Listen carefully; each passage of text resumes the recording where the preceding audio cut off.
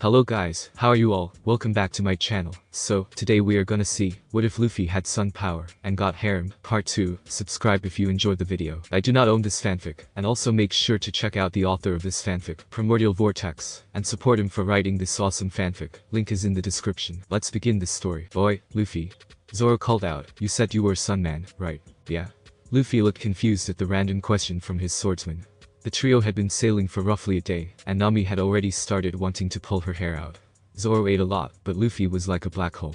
She had packed enough provisions for what she thought would be 2 weeks back in Shell's town, but they were already starting to run low. It was absurd. So how did you do all those other things? I didn't know that being the sun lets you cut things with a kick. Zoro jetpanned. Oh, that was something my grandpa trained me in. Luffy chuckled, and started snapping his fingers with a look of strain on his face. It was this, Roku something.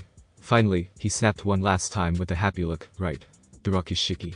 They're the advanced techniques the higher ranked marines know. I'll be teaching my crew how to do them, starting with you two. Zoro smirked in anticipation, but Nami formed an X with her arms. Hey, remember that I'm just a partner. Once I have 100 million, I'm out. Even if she liked Luffy, which at this point she knew she couldn't deny anymore. He wasn't a bad guy, she knew she was too close. She almost had enough, and a few more trips would do it. The thought of asking for his help hadn't even crossed her mind. Too many failed attempts, and crushed hopes. Luffy looked at her dryly. Oh, and how do you plan on getting that gold? Nami simply smirked, same way I've been doing it. Stealing from pirates. Luffy sighed. Nami, could you have beaten Melgo? She looked surprised. What, Morgan? Of course not. Then how are you planning on stealing from Grand Line pirates if you couldn't even beat that idiot? He eyed her in a bit of disappointment. You're really underestimating the Grand Line. Here in East Blue you didn't even think devil fruits were real. In the Grand Line everyone, and their dog has one. And I probably mean that literally. Hitting Luffy with bamboo wasn't the only thing Shanks had done in his extra time in Luffy's village. Nami looked stricken. Well, she blustered. That's where you two come in. She crossed her arms, and nodded smugly. And what happens when we're not around? Zoro asked dryly. You think everyone on that sea is going to have a 3-member crew? Nami deflated. Fine, she mumbled, defeated. Luffy stretched. You know, I may as well show you guys the techniques now. We don't have much space, so you'll only really be able to practice one of them, but you should at least see them. He got up, and motioned for his 2 crewmates to do the same. Okay, Nami, take out that stuffy thingy you have under your skirt. The girl's face instantly flamed red, and her fist whizzed forward, and crashed into Luffy's nose. Pervert. How did you know about that? Luffy groaned, and clutched his face. I felt it when I was carrying you when we got out of the base. Nami huffed but took her staff out, connecting the pieces until it seemed seamless. Alright. She said waspishly, what's this about? Luffy got up with a snicker. Hit me. In whichever way you like. Nami smirked. An excuse to beat on a pirate. Even one as nice as Luffy. Can do. She swung the staff with all of her strength, looking to clock Luffy good. Kami Luffy said the word, and just as the staff neared him, he seemed to flow around the blow almost like air. She stumbled from the overextension but recovered admirably. She swung again, and the same thing happened. She thrust out at him with the butt of the staff, but again, she just barely missed as his torso turned sideways, and it sailed wide. She unleashed a flurry of strikes but couldn't connect a single time. Soon, she was using the staff as a pole to hold herself up, and panting heavily. Kami. Luffy repeated with that large grin of his, you allow your body to go limp, so that you can simply flow around attacks. Shishishi. Wow. She breathed, that one does sound pretty useful. And it seemed perfect for her. She was already very nimble, and agile. Luffy chuckled. Now, we don't really have enough space to practice any techniques other than that one, so I'll just be showing you guys the next ones. And with that, he backflipped clear off the boat. Nami screamed, you idiot. You can't swim. She whirled around to Zoro. Go get him. She ordered in panic. Zoro merely pointed with a look of awe. Nami turned, and felt her jaw drop. Luffy was hopping up and down in the air, as if he was on a trampoline. Geppo. I don't think this one needs any explanation, right? Shishishi. You flying? Nami screamed in shock. How are you doing that? I'm not flying. I'm jumping so strongly that the air becomes a platform for me to jump off. Luffy yelled at them. That's amazing. Can humans really learn these things? Nami looked dumbfounded. None of the Marines who had bothered to give even a token effort at freeing her village had ever done anything remotely like these techniques. Of course. Luffy called, the next one I'm going to show you is actually the easiest of the 6 to learn. It's called Soar. Shave. What does it do? Nami looked confused, which was exactly how Luffy wanted her. He vanished from their sight, and Nami yelled as she heard a sound behind her, and then screamed loudly as she felt arms pin hers to her side. Gotcha. Luffy grinned menacingly, before he started tickling the poor woman. Kai. Nami burst out into laughter as the boy took her down, and started making her laugh. Stop. Luffy. I'll kill you. She sputtered as he just continued tickling her, and her face started turning red. She squirmed under his attack before she finally managed to trip him, and he fell on her, laughing. His hands were around her head and holding him up. Her face was a bright red as she turned and saw him on top. Idiot. Get off. She yelled, though her face's color didn't change at all. Right, you're up, Zoro. Luffy called out as he stepped towards the middle of the dinghy, as though he hadn't just attacked his navigator. I want you to hit me as hard as you can. Zoro's face didn't change at all, even if Nami's did. Zoro grunted as a fist flashed forward directly into Luffy's gut. Tekai. Luffy seemed to steel himself as Zoro's fist impacted, and nothing seemed to happen for a moment. Then Zoro fell to his knees and cradled his hand, having been completely unprepared for the pain. Luffy made sure he was okay, before saying, Tekai allows you to harden your muscles into iron, allowing you to take heavy physical attacks. You're telling me? Zoro had gotten up and was waving his hand around, trying to get feeling back into it. I definitely felt like I had tried to punch iron. Shishishi, then there's the Rankyaku, which you've already seen. Luffy grinned but raised a leg anyway. He kicked out at sea, and they watched in awe as the very ocean parted a couple meters. The water quickly rushed back into the gap created with a loud clap, and then a large column shot about 2 meters into the air. That's amazing. Nami said as their dinghy was gently rocked by the light wake that formed. Are we really going to learn these? There's just no way humans can do stuff like this, right? She glared at him suspiciously. You're not really a fisherman, are you? When he looked predictably befuddled, she just shook her head. Never mind. Probably not all of them. Luffy said as he sat down and lounged out. I can't see you trying to tank a punch with Tekai. Shishishi. Nami huffed. Yeah, you can cross that one out. She smirked, but Kamii and Zoro look like they're right up my alley. Shishishi, we'll get to it. Luffy cheered. Zoro looked like he wasn't going to say anything, so Nami did. Wait, that was only 5. What about the 6? Luffy grimaced a bit. I don't like the 6 technique. I don't think it fits either of you two either, so I'm not showing it. Nami glanced at him in slight worry. Okay. She said hesitantly, so, how do we do Kamii? Shishishi. Luffy was back to all smiles. I already told you. You let your body go limp to make it easier to dodge. Yeah, but how? Nami asked in irritation. Luffy looked at her, before grinning with his eyes closed. Not a clue. Nami's foot impacted his face. What the hell do you mean you don't know? She roared with her sharp teeth out. Luffy pushed her foot away and rubbed his nose in irritation. Grandpa usually just hit me until I figured it out. It's instinct by now. Nami clapped both hands to her face. Why me? She grabbed her staff and tore one of the sections off and threw it at Zoro, who caught it with a questioning look on his face. Okay, let's do this. She steeled herself in determination. Clack. You're supposed to dodge it, not block it. Luffy said unhelpfully while picking his nose with his pinky. I know that. Nami roared. She closed her eyes and took a breath. Right. Limp. Flowing. Like water. I have to be water. I have to let everything just flow around me. I love the ocean. I know it like the back of my hand. I can do this. Flow. She opened her eyes and let the shortened staff she carried fall to her side. I'm ready. Smack. Luffy's laughter did not help matters at all. Nami moaned pitifully as she tried not to move much. She was covered in welts from her staff from earlier in the day. Not that Zoro was much better. She had tried to give as good as she got, even if she wasn't anywhere as strong as him. Night had fallen, but it wasn't too dark thankfully. The full moon was high in the air, and there wasn't a cloud in the sky. You okay? She hopped a little at the thump next to her. Luffy had taken a seat. You did pretty well today. Luffy grinned at her. She threw a dirty look at him. That was well. She didn't look amused in the slightest. Shishishi, yes it was. He confirmed with that wide grin of his, irritating her. You managed to do it a couple of times.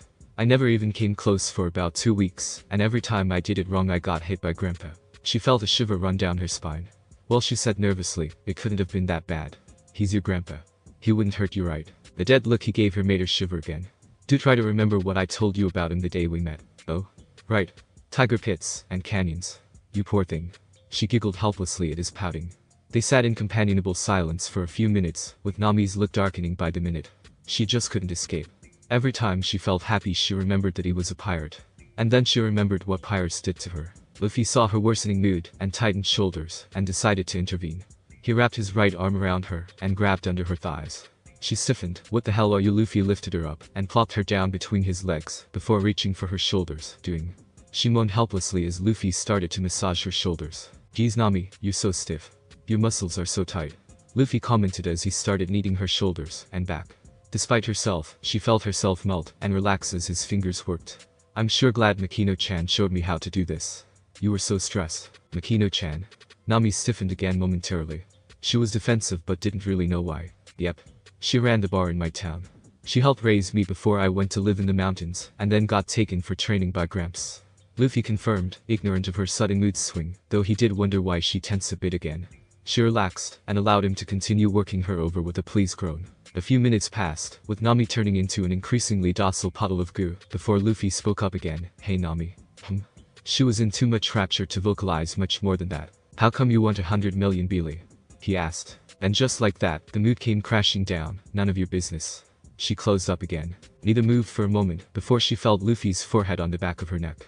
His arms wrapped around her waist, and pulled her closer to him. We're friends, Nami. The slight hurt in his voice was worse than any scream could have ever been. If you ever need anything, don't hold back on asking. You my Nami sucked in a large breath. I would do anything to make you smile. Critical hit. Doki doki. Nami felt her face flame red. What was this idiot saying? Why was her heart beating so fast? She could feel his sincerity, and lack of any ulterior motives. She bit her lips as tiny tears started forming in her eyes. She shook her head minutely. He was silent for a moment. It's okay if you're not ready right now, he said before starting to lean back. Just know I'll always be here for you. He almost missed her watery, whispered, thank you. Almost. The two sat in silence, nothing more to be said as he continued massaging and comforting her. Eventually, she leaned back into his chest and fell asleep. He followed soon after. Man, I'm so hungry, Luffy moaned. He was draped over the side of the dinghy. Nami and Zoro weren't doing much better. It had been 2 days since the food had run out. Maybe if you didn't eat everything, we wouldn't be hungry. Nami yelled at him. Luffy snorted. Haven't you ever heard the proverb, eat when you are hungry? You made that up. She screamed at him from her own slump. She keeled over and stared at the sky. Ugh, I'm sore from training, and my stomach is eating itself. We need to find land soon. You mean like that land? Zoro groaned over from the front of the boat. Oro? Nami and Luffy both sat up in shock. And indeed, it was land. A smallish island could be seen in the distance. Land. Nami had tears leaking down her face. Food. Luffy roared and got up, seemingly revitalized. Yep, he looked like he was about to fly ahead of them when Nami growled and latched onto him like a vice. You're not going anywhere, she screamed as she suplexed him. Zoro stared at them in shock. You ate everything here. You're not getting any until my plate is full. She bopped him. Nami is so mean. Luffy was staring up at her with big doe eyes, causing her to falter momentarily. No? If I take my eyes off you, you'll probably eat the entire town. Nami scowled, before sitting on him to make sure he wouldn't try to run away. You're staying right here with us. Her cheeks were red, and Zoro's sly-looking glances weren't helping. After roughly half an hour of listening to Luffy whine and their stomachs growling, they finally hit land. They had noticed the large ship moored off to the side, and all of them took note of the Jolly Roger on the sail. It looked like someone had set up a circus tent. Buggy the Clown was here, but curiously, no one else was. The entire town seemed deserted. It was a ghost town. Nami was really glad she had already changed all of her treasure into Beely. She had all of it tucked away in her hidden pockets, so they were safe in leaving the boat unattended. As they explored, the eerie feeling of abandonment sank in. This town looked fairly well kept together, except for the demolished houses they saw every once in a while. They all slumped over as a synchronized hunger pang hit them hard. Nami, ever the pragmatist, decided to speak up.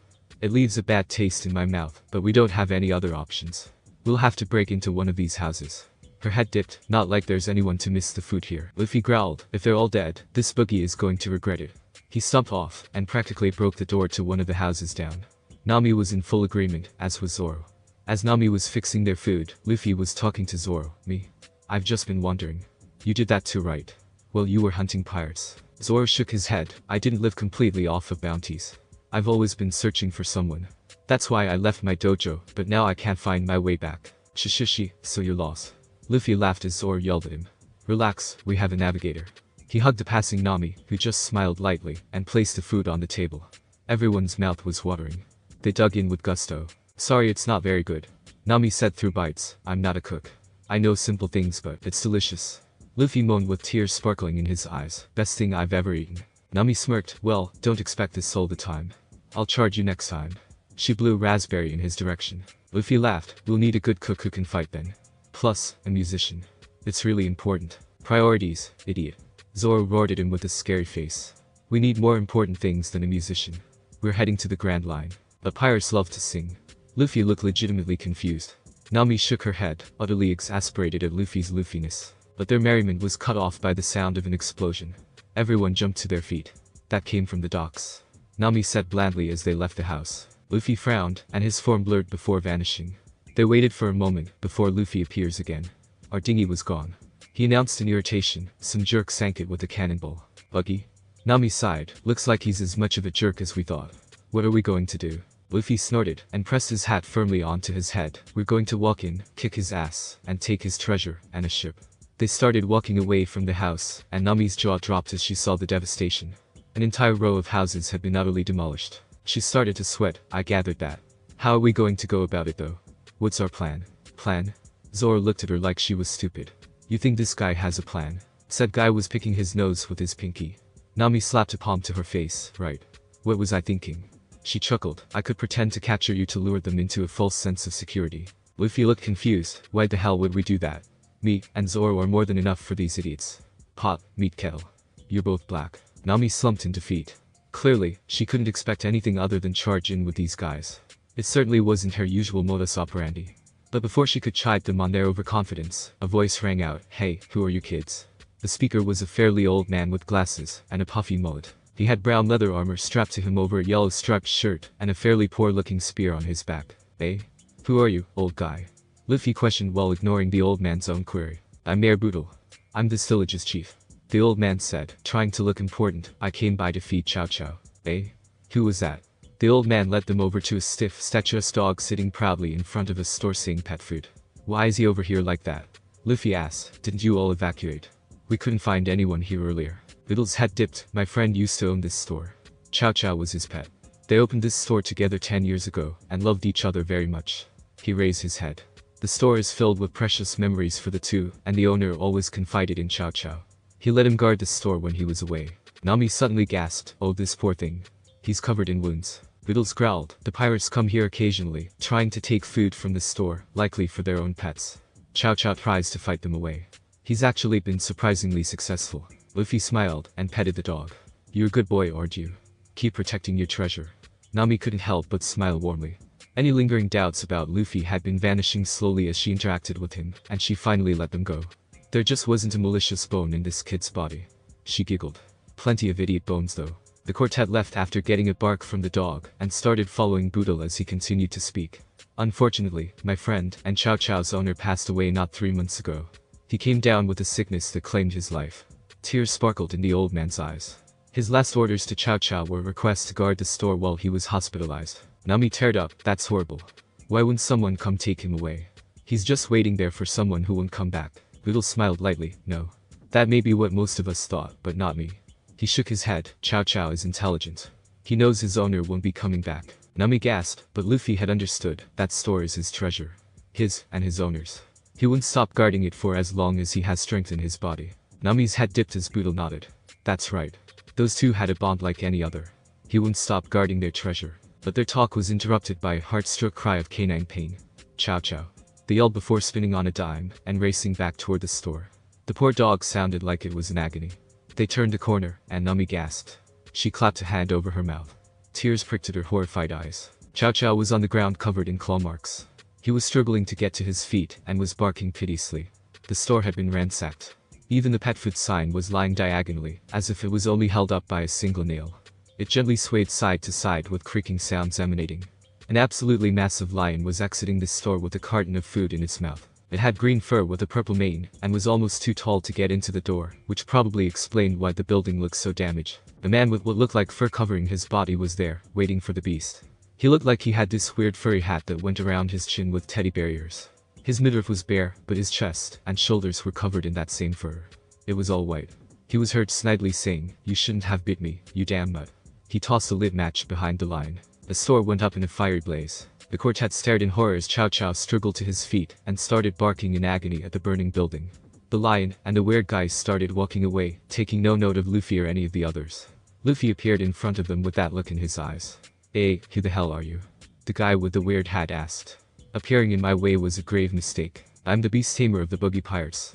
Kill him, Richie." The lion roared and swung a mighty paw in Luffy's direction. Luffy stopped it cold with a single hand. That store was Chow Chow's treasure. He said quietly as the man and the lion started to perspire. "You damn bastard with weird ears. This is my hair, you asshole." Normally Luffy would have bantered with the idiot. He liked to have a little fun in his fights. This wasn't going to be a fight. A single fist in the guy's face knocked him off the line. He dematerialized again and appeared directly underneath the beast. With a grunt of rage, Luffy threw a vicious uppercut directly into Richie's ribsage. The lion was heard hacking as it lifted clear off the dirt and flew 10 feet into the air, its mug gaping and its eyes popping out. But Luffy wasn't done. He appeared right above the lion in another burst of speed, before gravity even started slowing the monstrous lion down enough to start falling.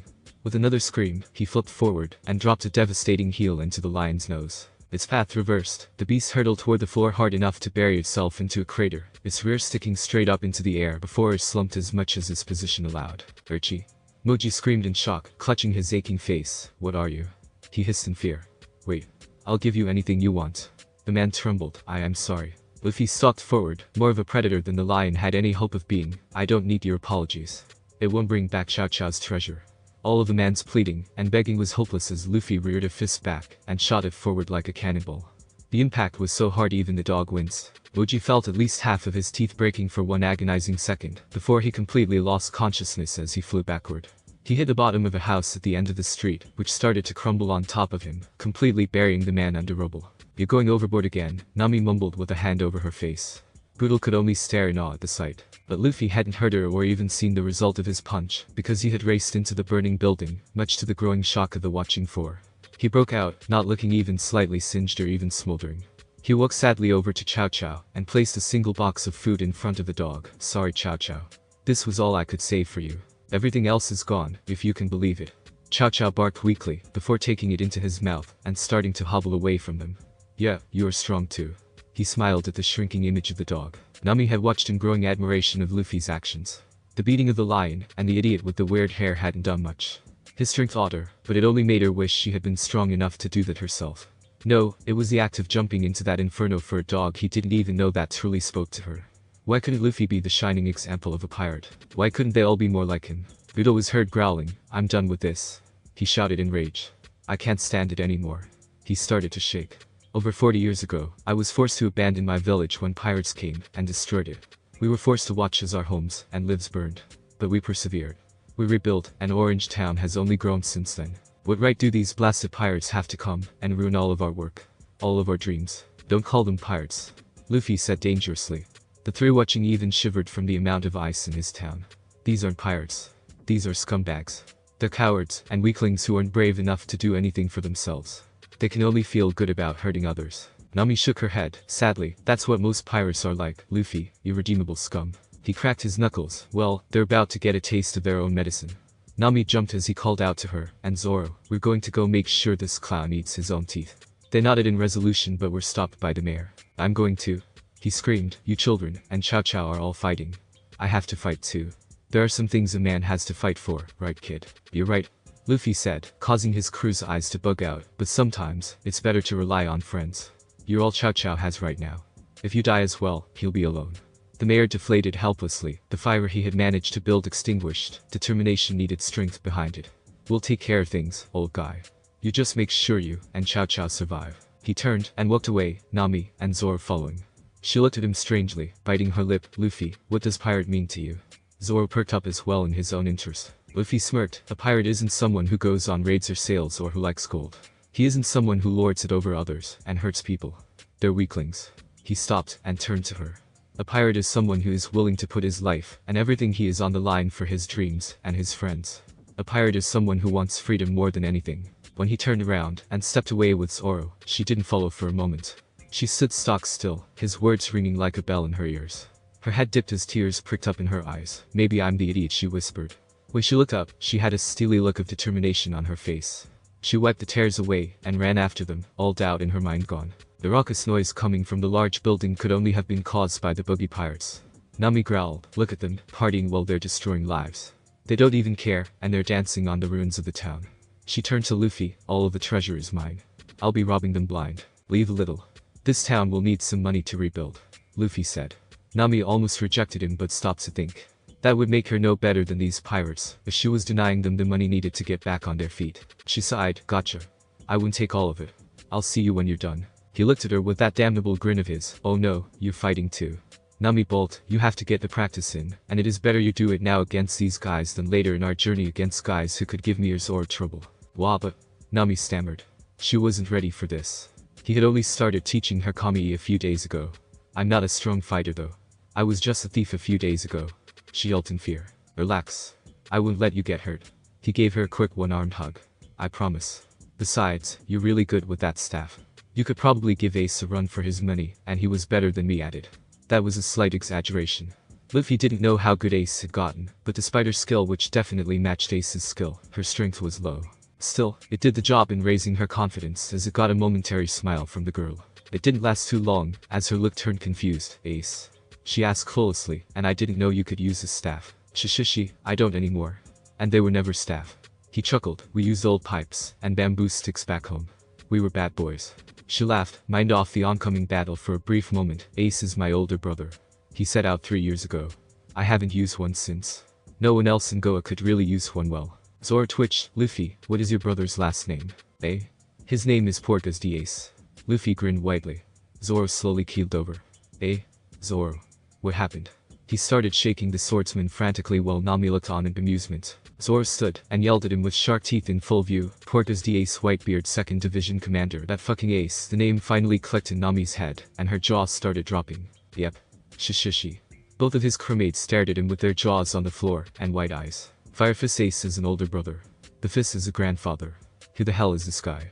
What's with all the fists? Nami muttered to herself in disbelief. She shook herself as they reached a really out-of-place gate in front of the building. Her eyebrow twitched. Did these guys really build a fake gate in front of this pub? Shishishi. Let's say hello. Luffy kicked both of the large doors right off their hinges with a thunderous bang. The doors clanged and crushed as they flew through the air, impacting the roof with loud cracks. They took out at least 7 men before finally coming to a halt near the entrance to a big tent. Nami giggled and stuck her tongue out at the gaping pirates who were swarming to the edge of the partly ruined roof. Housekeeping. At her words, Luffy began to chuckle to himself. At the very least, she could fake confidence like nobody's business. Finally, a man dressed in an orange fur-lined captain's coat stood at the edge of the roof. Who the hell are you flashy bastards? He roared angrily. He had blue hair which was partially covered by an orange captain's hat with his Jolly Roger on it, and a huge flashy red nose. He had crossbones painted across his face, and was wearing a red and white shirt with a purple scarf around his neck. His light ocean green pants were held up by a darker green sash. His striped socks, pointy clown shoes, and white puffy gloves completed the clownish look. Nami cringed. Was your fashion designer colorblind? The clown's face was shadowed. These flashy nobodies came in, ruined my party, and insulted my clothes. I'm so mad that words fail me. Buggy-sama, how about I go down there and teach those kids a lesson? A man with long dark hair asked. His black hair covered half of his face, with the other half being shaved in 3 strips across his skull. He wore white pants and shoes with no shirt, though bandages covered his ribsage. He had a large, long white and blue checkered scarf. Buggy didn't get the chance to answer because Luffy roared out, Hey, you stupid clown. Get that big fat red nose down here so I can kick it in. Every single member of Buggy's crew had their eyes grow long and pointy in their shock. Their mouths were open impossibly wide, and snot dribbled from their noses, and tears from their eyes. Buggy trembled for a moment, his own mouth on the ground along with his crew. He regained his senses, and roared out, only the whites of his eyes showing in his rage, Fire the Buggy cannonball. Fire. The cannon was rolled up near the railing, and pointed directly at Luffy. It fired with a thunderous boom. Nami panicked, Oi Luffy. Get out of the way. She dove for safety while Zoro stared at his captain in disbelief, his brain not engaging, and forcing him to stand still as well. Luffy grinned, cannonball. He raised his hand, and allowed the massively powerful weapon to impact it with a loud crack. His arm bent towards his chest to help absorb the shock, though he didn't even slide back an inch. You think this tiny thing will make me move back? Grandpa threw pebbles heavier than this at me. Buggy's eyes bulged out. What the hell is this flashy bastard? With his signature laugh, Luffy wound up for a pitch, the ball in his hand, slightly cracking from the force of his fingers, and ruining the Buggy Pirate's Jolly Roger embossed on it. Why don't you have this back? With a mighty heave, he hurled the Buggy ball right back where it had come from. The large explosion was even louder than the one they had heard before meeting Chow Chow and the mayor. The building began to crumble into a pile of mortar, wood, and stone. Nami nearly had a conniption. Luffy, you idiot. She wrapped his neck with her arm in a textbook headlock, and started punching him in the head with her left. What if they had the map and treasure up there? Shishishi, sorry Nami.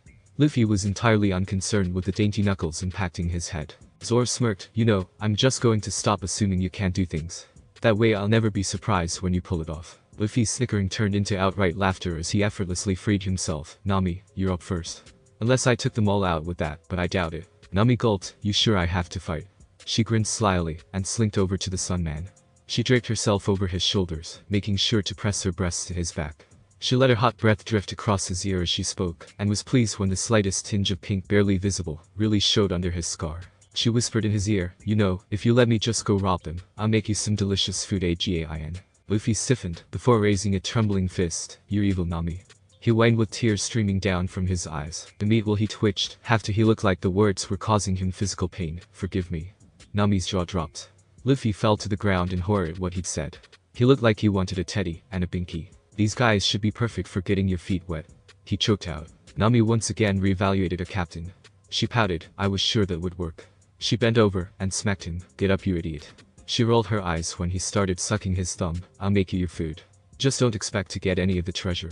Instantly, Luffy was on his feet and hugging her tightly.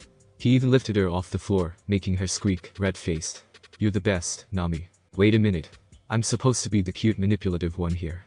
Nami protested in her mind. Suddenly, he dropped her as her ears picked up a whizzing sound. She then heard a light thump behind her head, and she turned. Her eyes bugged out. Luffy's thumb and middle fingers were inside the holes of still lightly spinning shuriken. Those were aimed at me. I could have died. She realized as she trembled for a moment. Luffy's eyes were dark and cold as he eyed the young black man with the yellow and purple pointed hat and huge lips. The trembling man's outstretched arm was trembling, and he himself was shaking. Did you just try to hurt my precious navigator? Luffy's hand slowly closed, and the metal shuriken bent and creaked and deformed as if they were made out of soft clay. He dropped them to the floor, and the black man keeled over in time with them, foaming at the mouth. Nami turned her head back and buried her face into his neck. Her quivering lightened as he rubbed her back. Slowly, her composure returned, and she gave him one last squeeze. The smoke from the collapsed building was clearing, and they let go of each other. Look at these flashy kids, acting as if they aren't afraid of us. Buggy was holding two of his burned crewmen outward with disembodied hands. His arms were crossed in front of him, while his hands were simply floating. Nami's eyes widened, a devil fruit. Luffy's eyes hardened further. What the hell are you doing, you bastards? He roared angrily. How could you just use yours as shields? He was ignored. The black-haired man was holding yet another crewman, this time a very fat one, in front of him as well. This is the biggest humiliation our crew has ever faced, Captain. The rest of the men who weren't unconscious roared in agreement. They all pulled out weapons, hammers, swords, ropes, knives. They raised them in the air with howling battle cries. Luffy seethed at the pirates. He was really tempted to take them all out himself, but he knew Nami would need this. She needed to realize that she had her own potential to be strong. For more than just thieving. Luffy trusted her to take out these nobodies, and even if he didn't, he was still going to be keeping an eagle eye on the battle. Luffy patted Nami's lower back. Don't worry. I'll jump in if you can't handle it. I'd never let them hurt you. He grinned at her. Besides, your reward after we finish up will be most of their treasure. Shishishi. Her eyes turned into. What do you mean our treasure, you flashy thieves? Buggy roared with his eyes bugging out. She took a deep breath and steeled herself, pulling out the 3 sections to her staff and assembling it with a stiff upper lip. The roaring pirates charged. But Nami instantly was able to see what Luffy had been telling her all along. These pirates were weak. Sloppy. Nothing like her captain or even Zoro.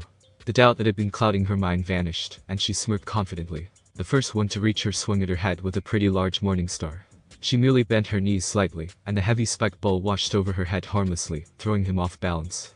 The pirate had this comical shocked look on his face, as if he honestly expected her to just take it in her pretty face.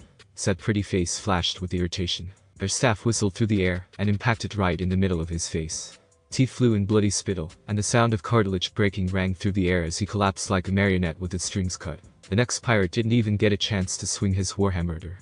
She stepped over the bandage she just laid out and thrust the butt of her staff directly into his throat. His eyes bugged out as he backpedaled, clutching his neck with raspy gasps escaping him. A quick swing to the skull had him spinning through the air and landing in another heap. The pirate running next to him tripped over his dropped warhammer and fell. Nami cracked his skull for good measure as soon as he face planted. She rushed forward, staff spinning, and instantly smashed it into the temple of one of the shocked pirates. His head whiplashed and bowled straight into the last standing pirate's nose. They both fell much to Nami's growing confidence and pride. Man, Luffy was right. You guys suck. But that confidence had turned into overconfidence. Behind you. She heard Luffy roar. She whipped around, just in time to see the man she had first dropped swing at her with a cannon. There was no time for her to move or even get in position to try to block with her light staff. In her panic, she defaulted into the training mode Luffy, and Zoro had been trying to smack into her for the past couple of days. Her body went limp and tried to flow around the weapon. She mostly succeeded. The barest amount of metal grazed her skin. It wasn't enough to seriously injure her. More like give her a friction burn than anything serious. But it was enough to shock her out of that state. Her legs twisted, and she fell onto her back. The pirate completed his swing and brought it around over his head. Blood dribbled from his mouth as he roared, 4 of his bottom teeth missing. He swung downward with all the might he had in his large muscled body. Nami quickly rolled backward like a ball and onto her knees. The cannon crashed into the dirt, throwing up a plume of dust and grit. Adrenaline was practically dancing throughout her system.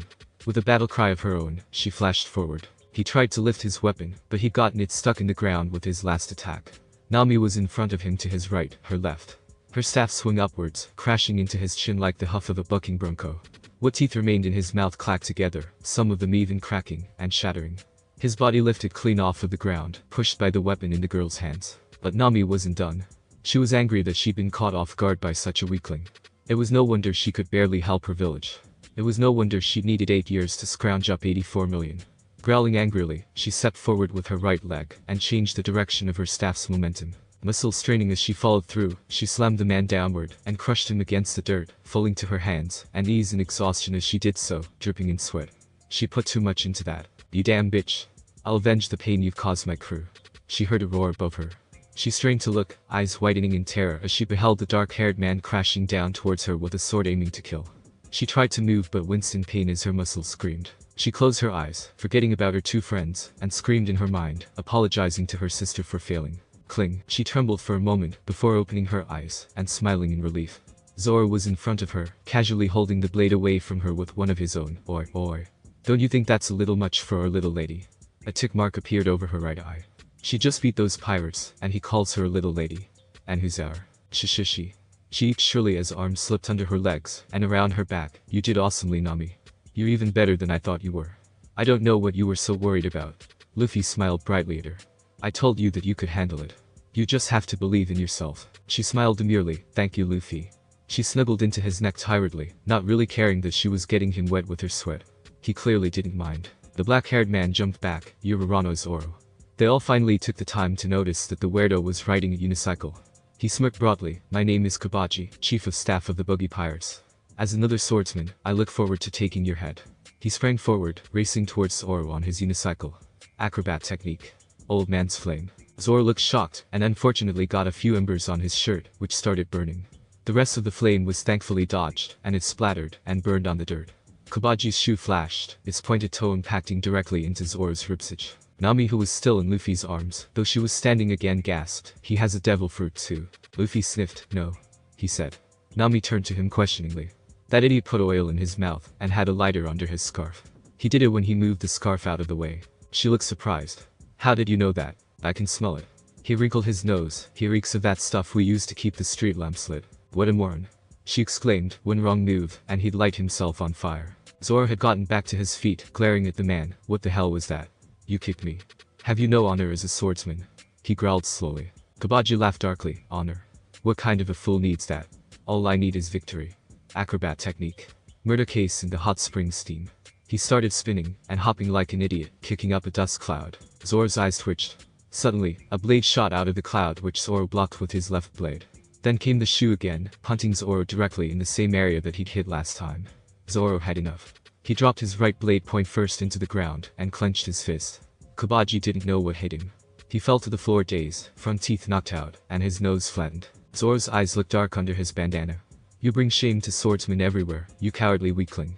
As Kabaji struggled to his feet, having lost his unicycle, Zoro drew his pride and joy, Wado Ichimonji. Placing the handle in his mouth, he grabbed his fallen blade once more. Facing my 3 swords is more of an honor than you deserve, scum. Kabaji growled. I'll kill you, you smug bastard. Face my strongest trick. Acrobat technique.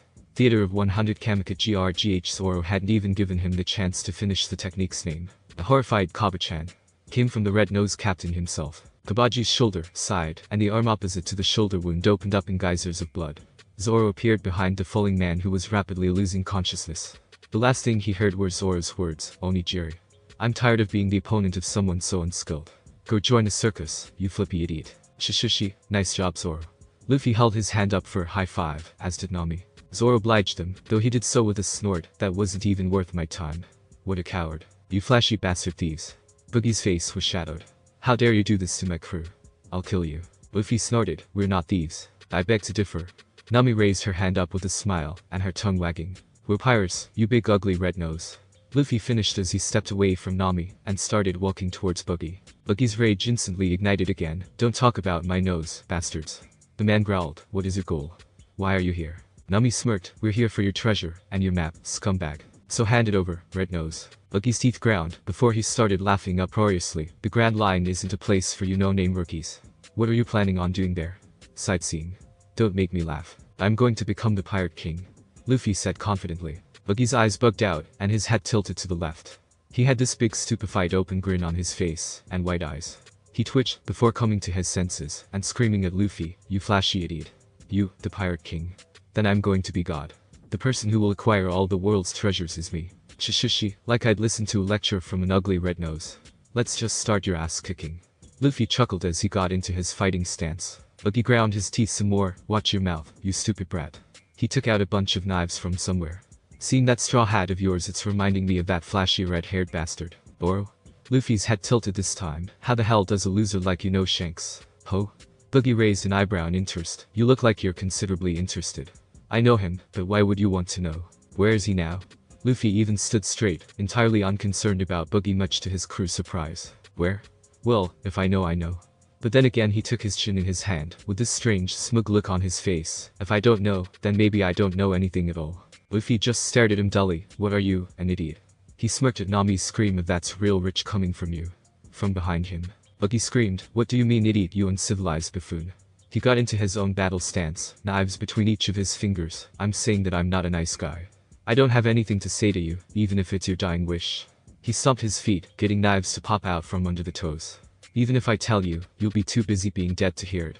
Bar windmill. Luffy eyed him in interest as Buggy kicked forward, and his leg detached, and turned into a whirling saw blade flying directly at him.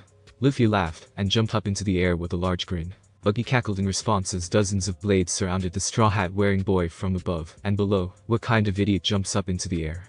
There's no escape for you, Mugiwara. Shishishi. Luffy smiled broadly as the knives closed in, getting a gasp of total shock from Buggy.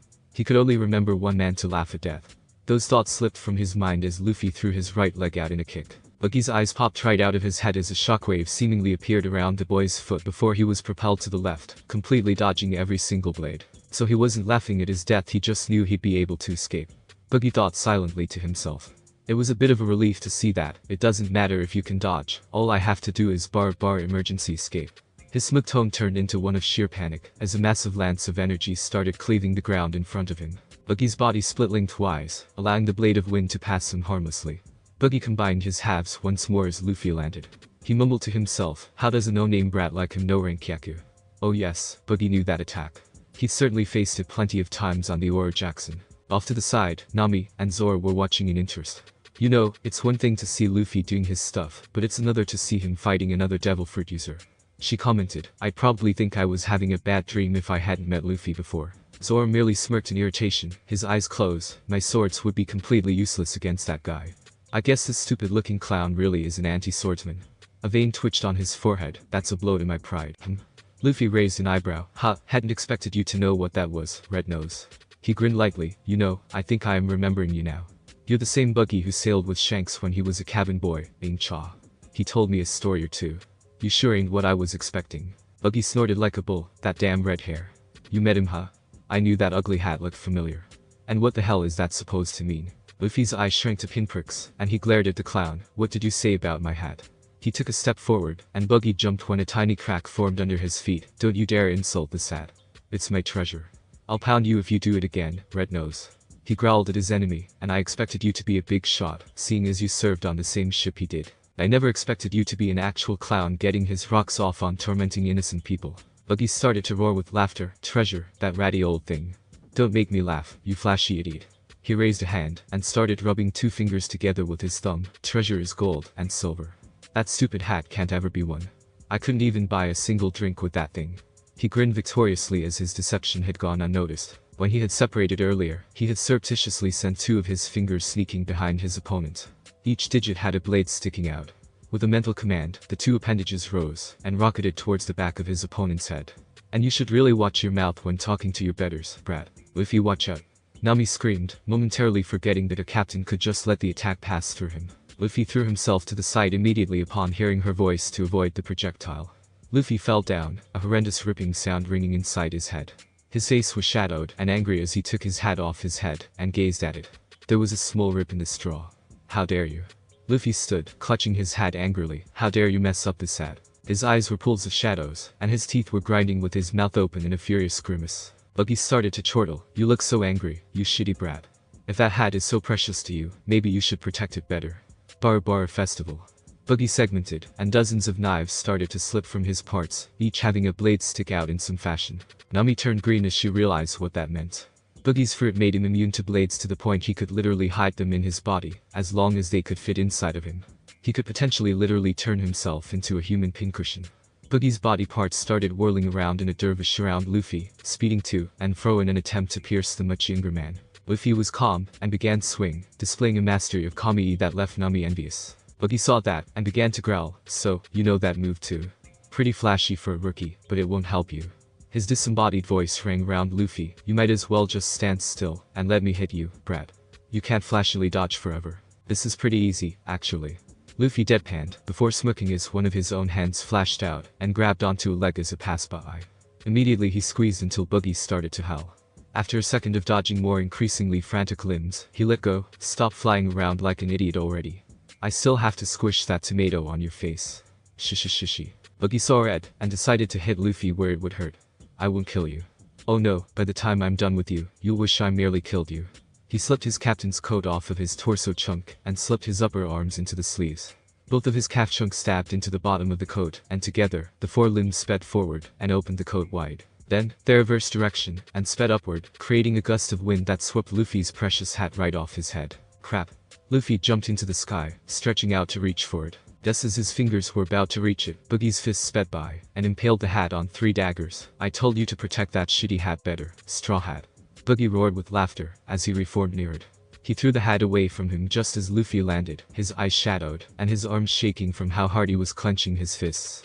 Good riddance to bad rubbish. Maybe I'll mail this shitty hat to that shitty red-headed bastard Shanks after I'm through with you.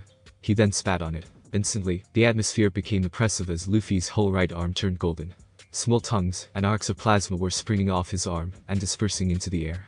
Every single person there, including Nami, Zoro, and the unconscious members of Buggy's crew, broke out into a savage sweat as the heat became sweltering.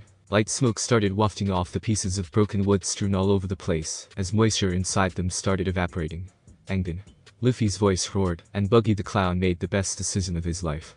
He segmented himself into dozens of pieces as fast as he could, and sent each part away as fast as he could. A beam of plasma passed right where his shoulder had been. Luffy's aim was off with his anger and plowed into the dirt, throwing up a plume of magma as the earth itself superheated and liquefied almost instantaneously. Buggy howled with agony as his feet weren't able to move away nearly as quickly as the rest of him, and the radiating heat started searing his flesh. He forced them to move as quickly as he could to get away from the heat. He panted as he came back together, growling in agony, flashy fucking hell, what kind of devil fruit is that? He wildly started looking for an escape route. There was no way he could face something like that.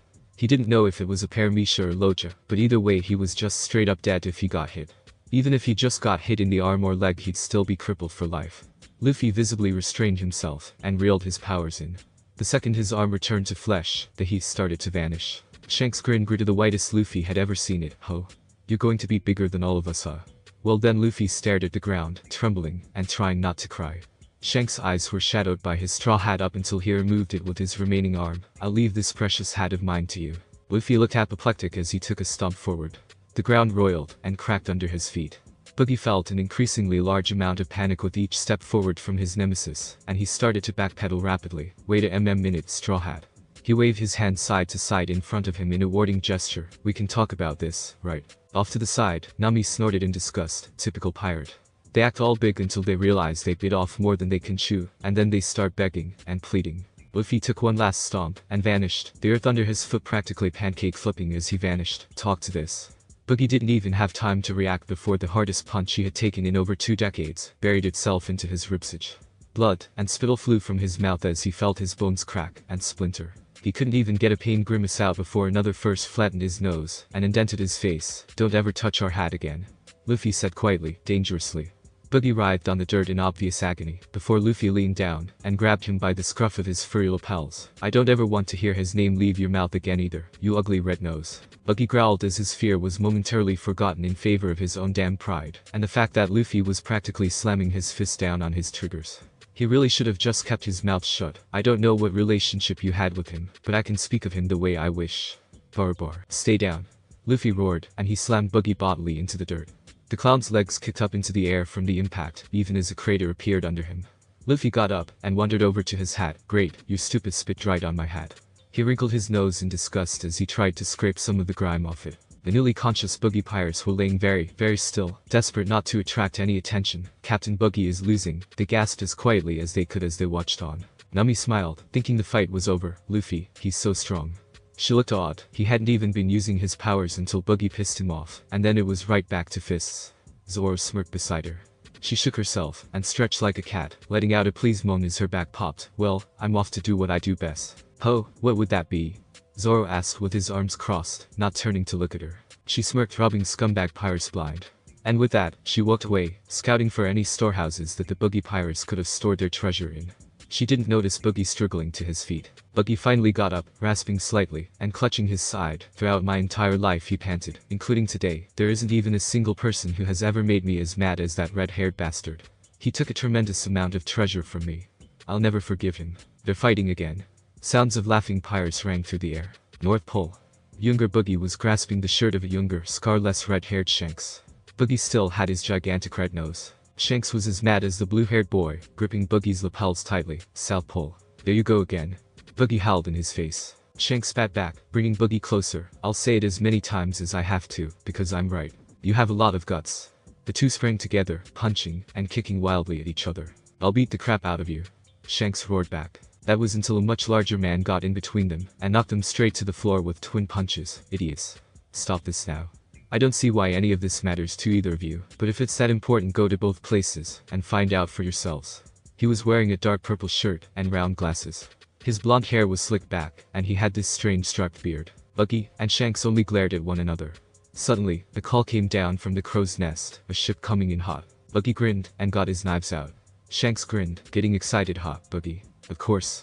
Enemy ships are like floating treasure boxes. I'm going to loot everything I can. Treasure is the most important thing to a pirate. Shanks smiled blandly. Well, that's one thing, I suppose. Not one thing. The only thing. Boogie glanced over at his fellow cabin boy. You're too nice. You and the rest of the crew don't treat treasure seriously enough. You don't know what a pirate really is. The fight wasn't long really. The enemies were rookie pirates who had no business challenging even a fledgling Goldie Rogers crew. But just because they were weak didn't mean the spoils weren't good. Boogie found a map with an amazing amount of treasure displayed firmly on it. He grinned and laughed to himself darkly. No one saw. Who wouldn't keep it to themselves? He hid it inside his shirt. Boogie's obsession with treasure was grand. No one knew why he was so obsessed with it, especially since he was on a highly lauded pirate crew, but his ambition started to overreach his grasp. Victory. Drink and party to your heart's content. Raise your voices and sing. The party had been going on for ages now, and Shanks surprised Boogie when he kicked his door in. Hey Boogie. Come celebrate with us.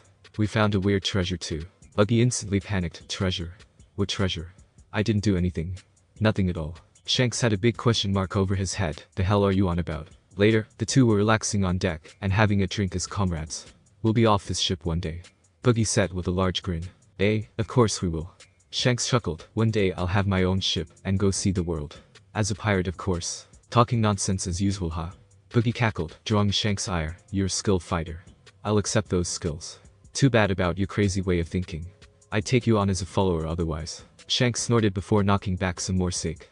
He was lounging lazily on his chair, like I'd want to be your follower. We're too different, you and me. We need to travel the paths we think are best. Like I want to hear anything about a pirate's life from you. That'll mean that we'll meet as enemies next time, won't it? Boogie grinned, looking to browbeat the red-haired man. Shanks was entirely unconcerned, a line of sake dripping from his mouth. Yep. That's a pirate's life, huh? The hell you on about? Boogie asked, before shaking himself. Anyway, you said something about some weird treasure. Shanks perked up and sat correctly. That's right. We picked up an Akuma no Mi. If you eat it, you'll never be able to swim again, but you'll gain a special ability. Captain said whoever wanted it could eat it. Boogie chuckled as he patted the treasure map that was in his shirt. No one would ever want one of those. Who would want to never swim again? He smirked. Yeah, whoever eats one of those is a real idiot.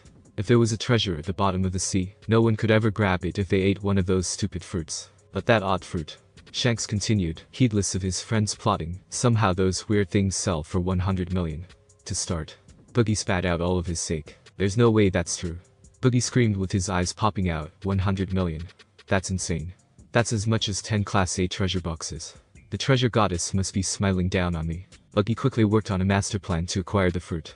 He spent all night working on a fake replica fruit and switched it out with the real one. The next day he loudly proclaimed that he would eat the fruit himself, much to the cheering of his cohorts. And eat the fake fruit he did, standing proudly. His acting was top class, as the rest of the crew quickly left him alone, thinking the fruit must have been a fake. It was a fake alright. Boogie cackled while hiding later that day. He was holding both the fruit and his map. It was a total success. He cheered. And then fate declared that a happy Boogie was not a good thing. Hey, so this is where you were hiding. Shanks popped up behind him. Boogie muffled a scream by stuffing the fruit in his mouth in panic. Shanks gained a weird look as he stared. Man, your face sure is weird today. Don't steal too much food or the cook will get mad. Shanks started walking away. Boogie sighed in relief. The danger has passed. Just as Boogie was about to remove the fruit from his mouth, disaster struck. Shanks had come back, trying to tell Boogie about something the captain had said, and he scared Boogie enough to cause him to swallow the entire devil fruit. There was no getting it out. Screaming in rage, he grabbed Shanks' lapels and roared, You bastard. Hey, what's that paper? Shanks ignored the threatening posture. It wasn't at all uncommon after all. He pointed toward the map that had fallen from Boogie's hand. Instantly, Boogie panicked and leapt from the deck, diving right after his precious map. Initially, everyone thought Boogie's panic flailing was just for show. Shanks even called out, What are you doing, Boogie? Swimming is your specialty. But as Boogie sank, seemingly unable to move, Shanks panicked and dove after him. 100 million Beely. Gone. Boogie's face was shadowed as he finished his tale, and because I could never swim again, I missed out on the treasure too. Luffy growled, So Shanks saved your life, and you hate him for it. You idiot. Maybe if you hadn't tried to rob your comrades you wouldn't be stuck in the situation in the first place. Because of that idiot, my plans were set back for decades. Boogie roared at Luffy, his earlier fear dwarfed by his rage. He really should have just tried to escape in any way he could. It was your fault in the first place, you ugly red nose. Luffy roared right back. He was not in a good mood after his hat was stabbed by this bastard clown. Boogie leapt into the air, 5 knives in each hand. Shut up, Mugiwara. I swore that if I couldn't have the treasure under the sea, I'd have every treasure above it. But Boogie didn't look at Luffy. Whoever dares touch my treasure is never left alive. He rocketed forward, racing to impale Nami, who was carrying a large, heavy bag full of treasure. She felt a shiver go up her spine as she spasmed momentarily. Her eyes hardened, and she dropped the bag and reached under her skirt, assembling her staff once more. But a few feet from her, Boogie gasped and dropped all of his knives, his hands reaching downward, grasping at items that were not currently there. She smirked as she clocked him a good one, flattening his nose once more. He hit the ground hard and rolled away from her to the left. She looked over and saw a smirking Luffy lowering his foot from in between Boogie's legs. She broke out into giggles as Boogie rolled around hysterically in pain. This bastard dared to kick my lower half, while this slashy bitch hit my upper half. Nami's eyes twitched. Crack. Who are you calling a bitch, you ugly red nose? She roared, shark teeth in full display. Boogie twitched bar festival. He roared and broke into dozens of pieces, all flying like a cyclone once more. Nami screamed in fear and started frantically trying to dodge. Protect her now, Mugiwara. Nami picked up the treasure and ran, even as Boogie chased her. Luffy perked up as he realized Boogie's feet weren't flying, and he used Sora to grab them. He then used Sora once more, away from Nami. Boogie had this comical look on his face as he panicked. No wait, the rest of his parts vanished, as his body struggled to keep to the maximum distance from his feet. Round and round Luffy went, up and down, back and forth, using Geppo and Sora to their fullest. All in the effort to make Boogie wish for death. Nami smirked and readied her staff, and pulled another burlap sack from somewhere. Each time the clown passed by, Nami smacked a part of him down, and tied it up. Luffy caught her doing so out of the corner of his eyes, and grinned brightly. When he finally stopped, he threw the feet, and turned around. When Boogie's torso and head passed by him, he cackled, and wound up, grit those teeth. Crash! A huge plume of smoke blasted up from where Luffy had buried Boogie's head into the floor, a large indentation in the shape of Luffy's fist on his face. Luffy stepped back with a laugh, and waited for Boogie to get up. If nothing else, the man could take a hit or 10. Boogie struggled to his feet, dizzily dropping back down multiple times, before finally managing to levitate his body once more, arms spinning in an attempt to keep his balance. His eyes had swirls in them, which he struggled to wield away. You flashy bastards. I'll flashily kill you. He mumbled, even as he stumbled around, swiping at the birdies wearing straw hats around his head. Finally, after around a minute of amusing the Straw Hat crew with his drunken-looking stumbling, he managed to regain his composure. Wow, bummy. No, Luffy looked like he was confused. No, that's not it either. Dummy, no, buffoon. Yeah, that's it. I'm surprised you didn't throw up after all that, buffoon. Nami and Zoro burst into laughter behind him. I can't tell if he's just playing it up, or if he honestly thinks that's his name. Zoro cackled happily. Nami rubbed a tear away from her eye. It's Luffy. That was so not intentional, which makes it even funnier. She held her ribs as she giggled. Luffy didn't know what they were laughing at, but he was happy his crew was amused. You flashy bastards. How dare you do this to me? It looked like his spinning and twirling had finally caught up to Buggy, who was looking slightly green around the gills. He growled, "I'll kill you all," flashily. Bar bar gather. His body parts started swirling around him, before recombining into a single body. Duh.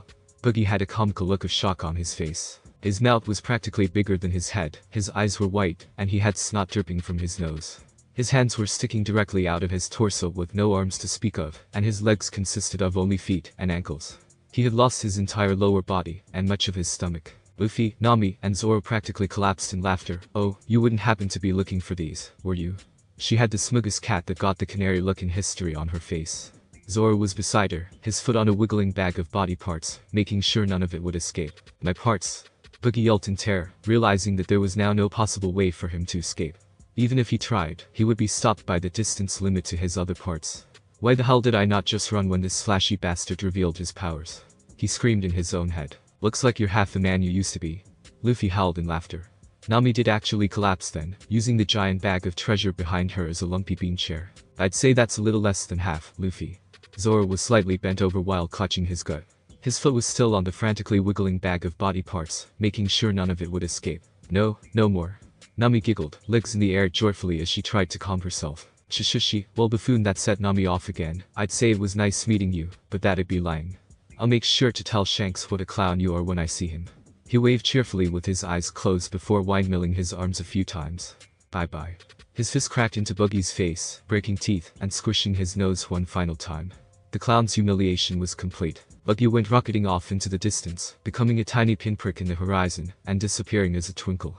Seconds later, Zoro finally let go of the increasingly straining bag of body parts, and they hurtled off after him. "Shishishi, great job you guys." Luffy high-fived Nami, and bumped fists with Zoro. He pulled Nami into a tight hug. "You did awesomely, Nami." She blushed but wrapped her arms around him too with a happy little grin. "Thank you." They were startled to part when a voice they recognized rang through the air. It was Mayor Boodle, and it looked like he had every single member of the village with him. Boodle dropped to his knees. "Thank you. From the bottom of my heart, thank you. You saved this village. If there is anything we can do to thank you, our heroes, please let us know." The villagers all bowed their heads with their elders amidst much cheering. "Hold up," Luffy said seriously, "we're not heroes. Don't call us that. We're pirates." Nami fastened behind him. Boodle looked confused and sputtered, "What? But of course you're heroes.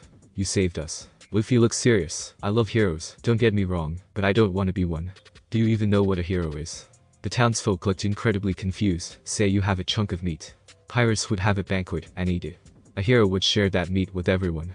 I want all the meat for myself." Dead silence. Nami had both her hands clapped to her face. That's how he describes a hero. She shook her head in bemusement. "Of course he does. It's Luffy." Boodle suddenly chuckled. "Then we'll have to make sure you guys have plenty of meat for your journey, won't we?" The townsfolk cheered in amusement. Luffy had stars in his eyes. "Really? You're awesome, old guy." His fists were pumped in excitement. "And booze. It's important," Zoro said seriously, though he was smiling. Nami shook her head, before addressing Boodle. "As much as it hurts me to do so, I left some treasure back in that warehouse over there." She pointed behind her. "It should be enough for you guys to rebuild somewhat." Boodle had happy tears in his eyes. "Thank you all." He bowed. The elated town rounded up the rest of the buggy pirates, and slapped them in the irons. The town jail, which previously had never had more than one criminal in it at a single time, was almost bursting. Then, the town broke for a massive party, with tons of meat for Luffy, and steak for Zoro and Nami. Later on in the day, Luffy approached the mayor. "Hey old guy, do you happen to know where I could get a pipe, eh? Like this one?" Boodle pulled out his smoking pipe, and showed it to Luffy. "No, like one of those metal pipes that go in the wall." Luffy snickered. "I tossed my old pipe away when my brother left on his journey because there was no one to practice with. I need a new one to help train my crew." "Shishishi." Boodle laughed, like a staff, huh? "Well, that monster buggy destroyed plenty of our homes." His tone was sad, but his gaze was firm. "I suppose you could dig around, and find one you like." "Shishishi, thanks old guy." Luffy, Nami, and Zoro were on the open seas once more. Nami was happily counting the amount of treasures she had managed to collect, and checking their quality. "Amazing, this is at least 8 million Bili." "Shishishi." Luffy sat behind her, and wrapped her closely in a hug. She snuggled up against his chest. "You happy?" "Of course," she exclaimed, pumping a fist. "This trip has been excellent. I've gathered over 10 million on this trip. I'm so close now. We'll have to make sure you get enough then, won't we?" Luffy squeezed her gently. She smiled, and nestled against him, relaxing. Not even the thought of Arlong could bring her mood down any longer. Not when she was so close, and especially not when Luffy had effortlessly beat one of East Blue's terrors. If he hadn't gotten pissed off at the clown, he probably wouldn't have even used his devil fruit. Hope. It was a foreign emotion. An emotion that Nami had experienced very little of in the past near decade. It had been a long time since she had felt any. But she could still recognize it, and she couldn't deny her own feelings. She felt it bubbling up behind her breast, in her heart. Hope had started breaking through the cracks in the ice wall she had erected around her heat. Hope in the form of the idiot she lay against. She smiled softly, and started rubbing gently against him, almost like a cat, but jerked up as Zoro lazily called out to them, "Boat." She looked over where Zoro was lazily pointing before smirking. Indeed, there was a much larger dinghy coming close to them. They eyed it curiously as it came close, making out 3 men who were clearly the dumb muscle.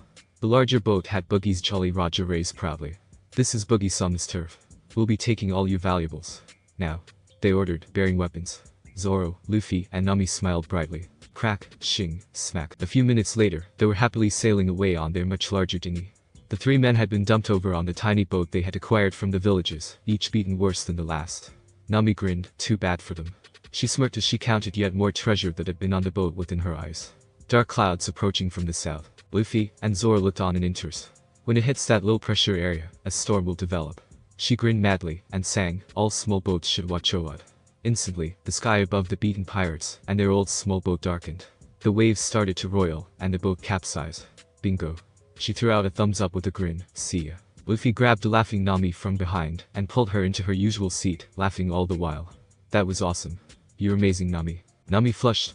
It wasn't that big of a deal," she said bashfully. She grinned then as she snuggled into him, "So we probably need to get ourselves an actual ship now. I don't want to sail under this ugly sail forever." "Damn right." Luffy huffed, glaring at the Boogie Jolly Roger. "If it wasn't the only sail we have, I'd rip the whole thing down." Nami grinned, and patted him on the head, drawing her attention to the ripped straw hat on his head. "Here, give me that." She swiped his hat. "I'll fix it up for you." "Why is this hat so important to you anyway?" She felt him stiffen right when her hand touched the brim, and for a moment she worried that she had overstepped herself, but he relaxed again. He hugged her tightly as she got out a sewing kit. "Thank you, Nami. That hat belonged to Shanks. It was his precious hat, his treasure. He got it from his own captain back when he was just a cabin boy with that idiot Boogie." He smiled lightly. "After he saved my life, I swore to him that I would become the Pirate King." He chuckled. "I expected him to laugh and tease me, just like he always had. I'll leave this precious hat of mine to you." He smiled as he accepted the newly fixed hat from Nami, giving her a tight hug once more. Instead, he took the hat off his head and put it on mine. "It was our promise together. He believed in me." Nami sighed, wrapping her arms around his. "He sounds like a great person," she thought, her smile turning a bit bittersweet. If only he could have dropped by Kokoyashi before leaving. Luffy seemed to sense her slightly down mood, so he whispered in her ear, drawing a shiver from the girl. "Just remember, Nami, you're my precious friend. Anything you ever need, and I'll do it for you. You just have to ask." She smiled. "Thank you, Luffy."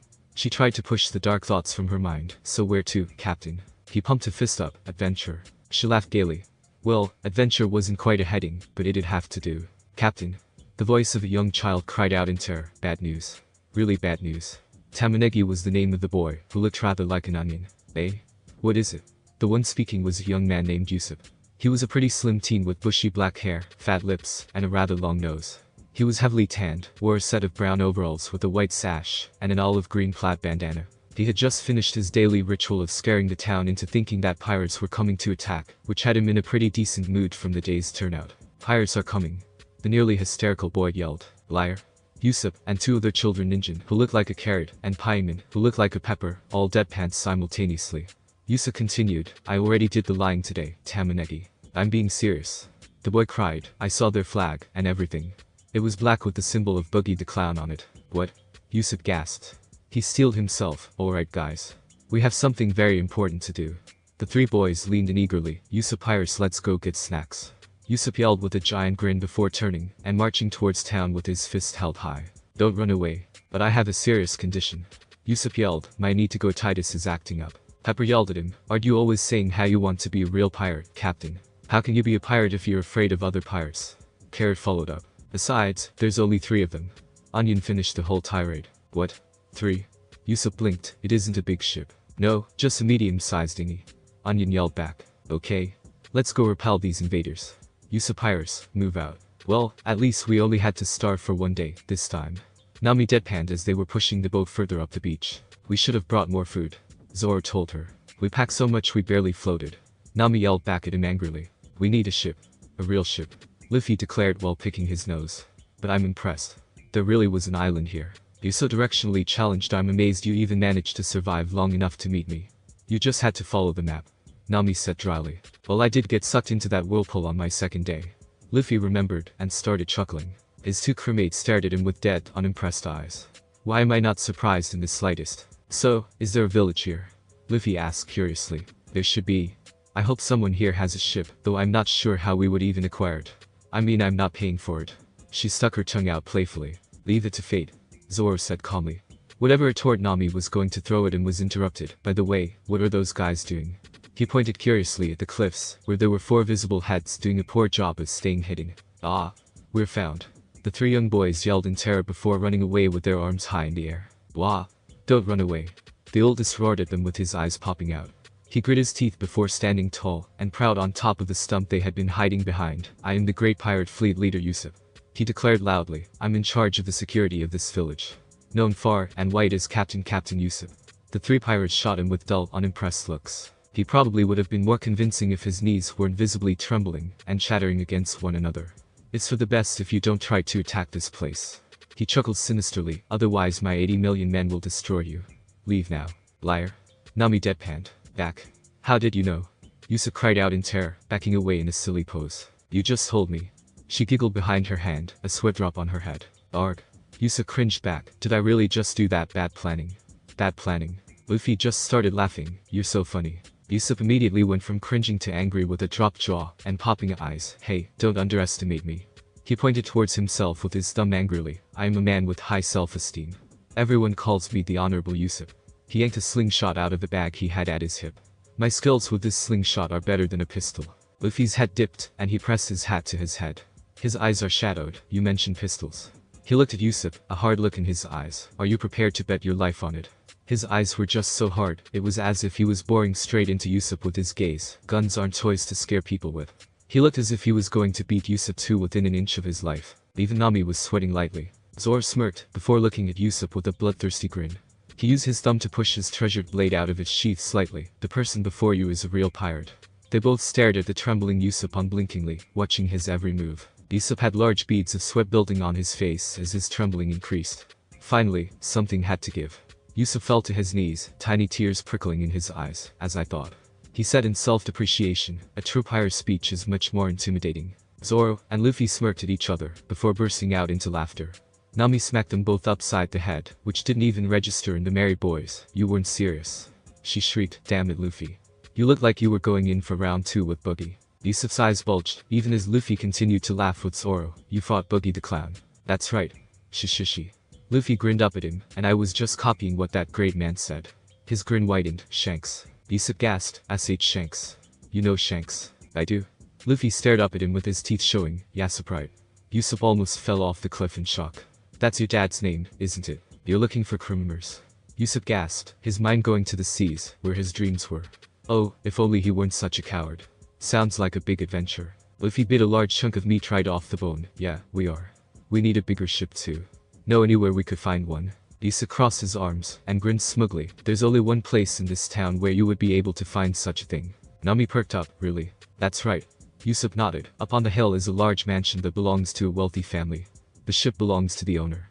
He started to look down, although well we say she's the owner, but she's really a pitiful girl. She's always sick, and always in bed. Nami had a sad look of realization on her face. She inherited it from her parents, didn't she? Usopp nodded unhappily. It happened a year ago. Her parents died of a sickness. They left her with the mansion, and all of their money. She even has over 10 servants. Nami shook her head, and none of that matters to a broken heart. Her countenance closed up as she thought of her own woes, taking a momentary glance at Luffy, who was busy stuffing his face. She sighed and sat up. We won't bother her. We'll search for a ship somewhere else. No, we won't. Luffy said cheerfully around his leg of meat. What? Nami's eyes widened, and she stared at him in disbelief. But Luffy. But nothing. Luffy said, turning serious. Of course the poor girl is sick. All she has are servants, and she only stays in that house. How's she supposed to get better like that? What she needs are friends who let her know the world isn't over. Nami and Usopp stared at him in stunned disbelief. It was just so not Luffy. It made Nami remember that even he had gone through loss. And then he went back to his regular grinning self. Anyway, we're in no rush. I still want more meat. And the moment is gone. Nami smirked in relief, even as she rolled the words around in her head. Anyway, Yusuf cut in, you said you were looking for companions too. Luffy turned to him in interest. Yusuf smirked, let me be the captain, and I'll join you. Never mind. Luffy, Nami, and Zoro said in unison. What kind of attitude is that? Yusuf screamed in shock, his jaw unhinged, and shark teeth prominent in his jaw. The Yusuf pirates are here. The three little kids roared at Luffy's crew while holding tiny wooden daggers in their tiny fists. Where is the captain? Give us back our captain. Man, that was some good meat. Luffy yelled in contentment as he patted his slightly swollen stomach. Meat. The kids repeated in horror, staring at them as if they were ghosts. Nami giggled behind her hand while Zoro smirked broadly at them. What did you do? What did you do? Zoro chuckled darkly, angling his head so that his face would be shadowed. He had a creepy grin on his face, and his eyes were wide. You captain, we ate him.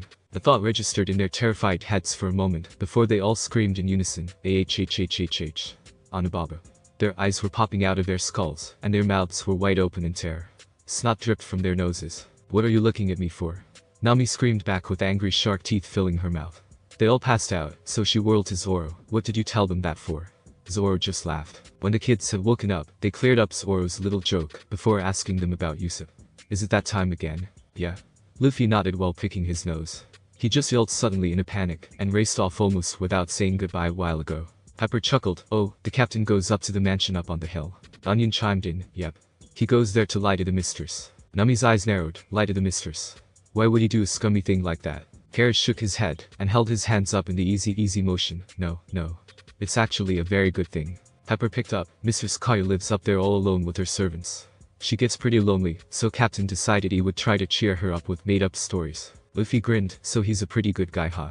Nami sweat dropped, saying a quiet prayer for Yusuf's future sanity in her head. At this rate, even I'll turn into one of these crazy people. She giggled. I like him. Luffy declared with crossed arms. I wonder if he can fight at all. I like the captain's nosiness. Carrot chirped up. I like his cowardice.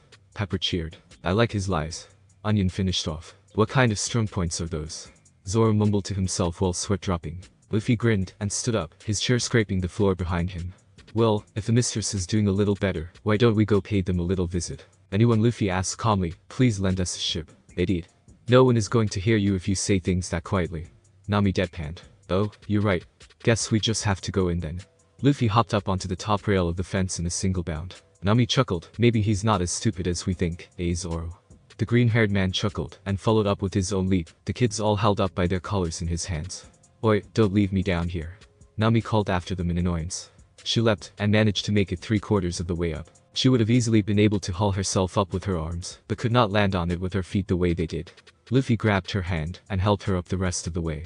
It was clear that while she was very athletic, she had to be for her profession after all, and had some training from before she met Luffy. It wasn't to the same degree. Once on the other side, they heard some delighted feminine giggling. Yusuf's voice rang out, and to this day, they call me Captain. The three kids yelled eagerly. That's right, Captain. He blinked. Wait, what? He had this wide-eyed look of surprise. What are you all doing here? Who are all of you? Kaya asked in slight confusion. She was a slim, beautiful young girl with platinum blonde hair and light blonde eyes. Yusuf saw his chance and immediately cut in. These are a bunch of my fans. They've traveled far and wide to meet. Luffy smiled brightly at the young woman. You must be Kaya. Nice to meet you. I'm Luffy. This is Nami and Zoro. Yusuf just boggled at the interruption. Luffy's smile was infectious, and Kaya responded in kind. A pleasure, Luffy-san, Nami-san, Zoro-san. She did have a pretty beautiful smile. Luffy could see why Yusuf loved seeing it so much. Is there anything you are here for? Yeah. We have a request for you. Luffy explained. See, we're in need of a bigger ship. Nami stepped up beside him. We heard you had one that was rather unused. She smiled up at the pretty young girl. We wanted to see if there was any way you could be convinced to part with it. Kaya smiled at the thought of the old ship seeing any excitement. It had just been collecting dust and barnacles ever since her parents had died. She wanted to go out to sea once more, but she was too weak to do so. Clahader would never allow it. Yes, I think we can go. She had meant to reply positively, but the voice of her head butler cut across the lawn. What are you doing here? The voice belonged to a tall, slim man. He was clad in a well-designed, nearly pure black suit with twin golden markings on the front. He wore round, wire-framed glasses, and had black hair that was slicked back. You all are trespassing. You can't just barge into a mansion like this. Listen. Kaya tried to vouch for her new friends with a hesitant smile on her face. Or at least she hoped they were new friends, these people are. But Clahader didn't even let her finish her sentence. There is no need to explain. He cut her off callously. We shall speak about it later. All of you. Leave. But that one statement pinged right off of Nami's radar as suspicious. She had been around the block a fair number of times. The cruise ship Luffy had found her on was definitely not the first fancy party she had infiltrated in her hunt for pirates and their treasures. She knew how rich people and their servants acted. What kind of butler would do what that man just did? Her eyes narrowed, and she stepped forward to come shoulder to shoulder with Luffy. "Excuse me." Her voice was tight, and as the man turned to her, she inquired, "Are you the master of this mansion? Are you Kaya's husband?" "No." Kaya screamed in shock, nearly toppling over in her haste to deny what Nami said, while Clahitter replied the same with his own surprise. "I am Kaya-sama's head butler," he said tightly, his own eyes narrowed. "Then kindly do not interrupt your mistress when she is doing business." Nami never had been one to just take it. Even when she knew it was hopeless, she still tried. She had failed countless times in assassinating Arlong herself, and she wasn't about to let a butler talk down to her crew like this. Her voice was as sharp as a whip. "Not only did you interrupt her business as if you owned the house, but you also were incredibly rude in cutting her off mid-speech." Clahitter blustered and did not miss the look of surprise on Kaya's face. "Mistress Kaya is sick. She can't handle this kind of excitement." "Funny."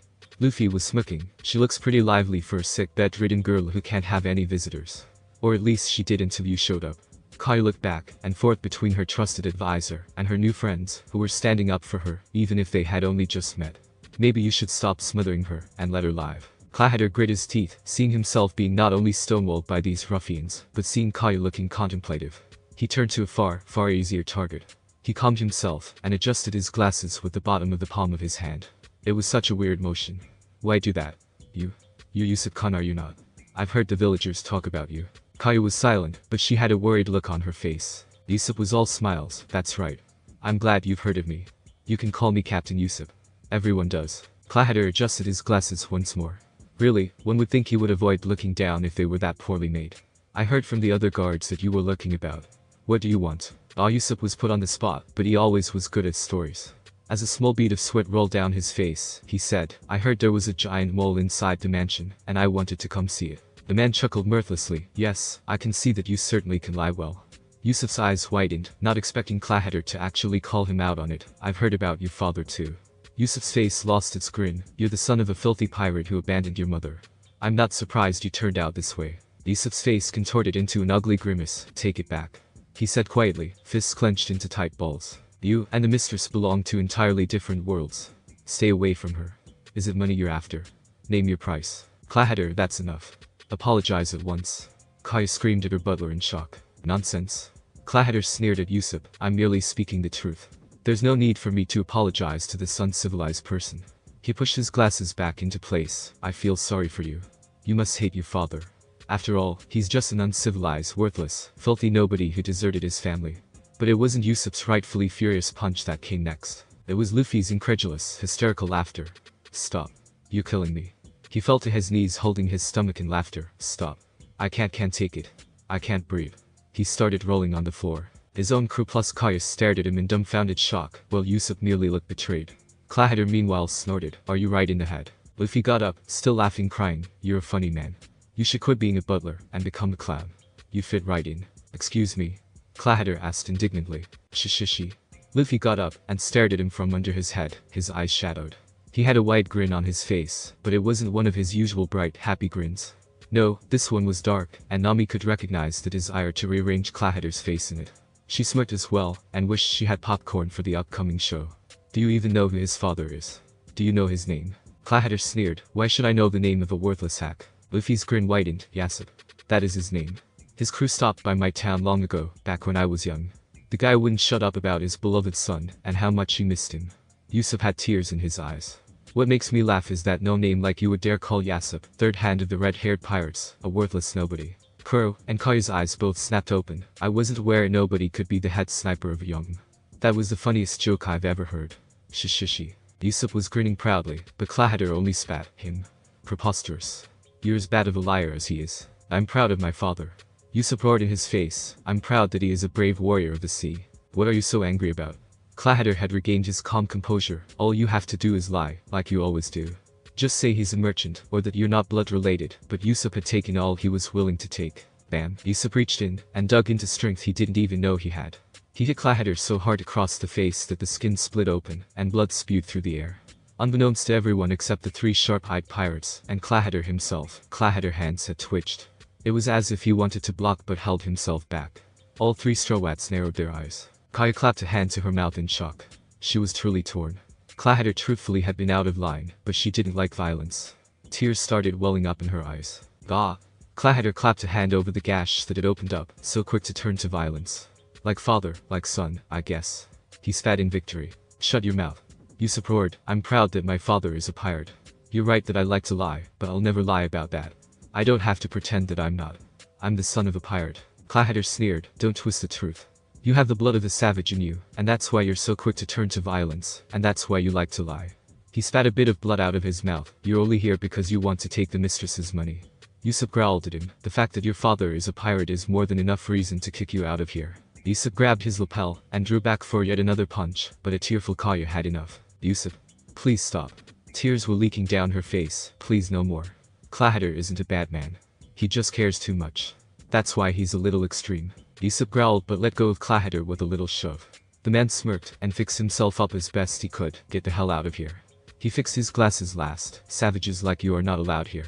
I'll let you off this time, but never come back. Kaya was distraught. These were her friends. I did not give that order. She said quietly, tearfully, but Clahatter's eyes widened. Clahatter, we will be talking about your behavior here. She turned to Usopp, please, but Usopp's rage was too high right now. He had already walked off, stewing. Clahatter smirked in victory, unseen to Kaya, all of you. Leave with him. Now. Luffy was about as angry as Usopp was, and they all glared at him in unison. Luffy let go of some of the shackles on his power as he tried to stare a hole into the man. It was difficult trying to keep the heat from his powers leaking where he didn't want it, so Nami and Zoro had to take a step back. Kaya never felt a thing with Luffy being at least a little successful with this attempt at manipulating the sun within him, but Clahatter instantly broke out into a savage sweat as the full wrath of his heat fell upon him. The well-dressed man unconsciously took a fearful step back.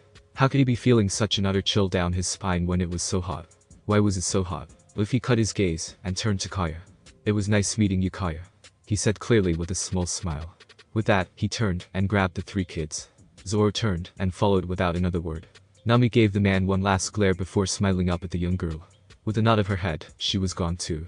Outside the compound, Zoro decided to speak up. Did either of you notice? Luffy nodded, still too angry to speak. To both of their surprise, Nami spoke up, I did as well.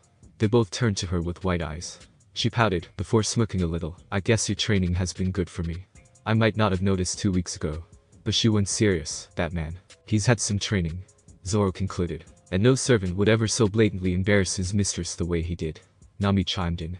No way in hell. Even a kinder aristocrat would have had his tie for that, and a rich ass would have had him on the street the next hour. That guy is no butler. Keep an eye out. Luffy chuckled, I'm going to go find Usopp. Kaya-sama.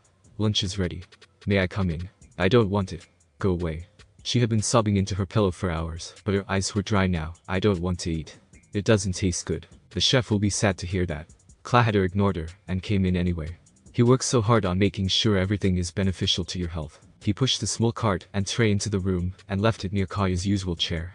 He made her leave, but she didn't allow it. Unbeknownst even to her, Luffy's words had struck home. Kaya had been more lively and cheerful than she had been in ages until Clahatter had ruined everything.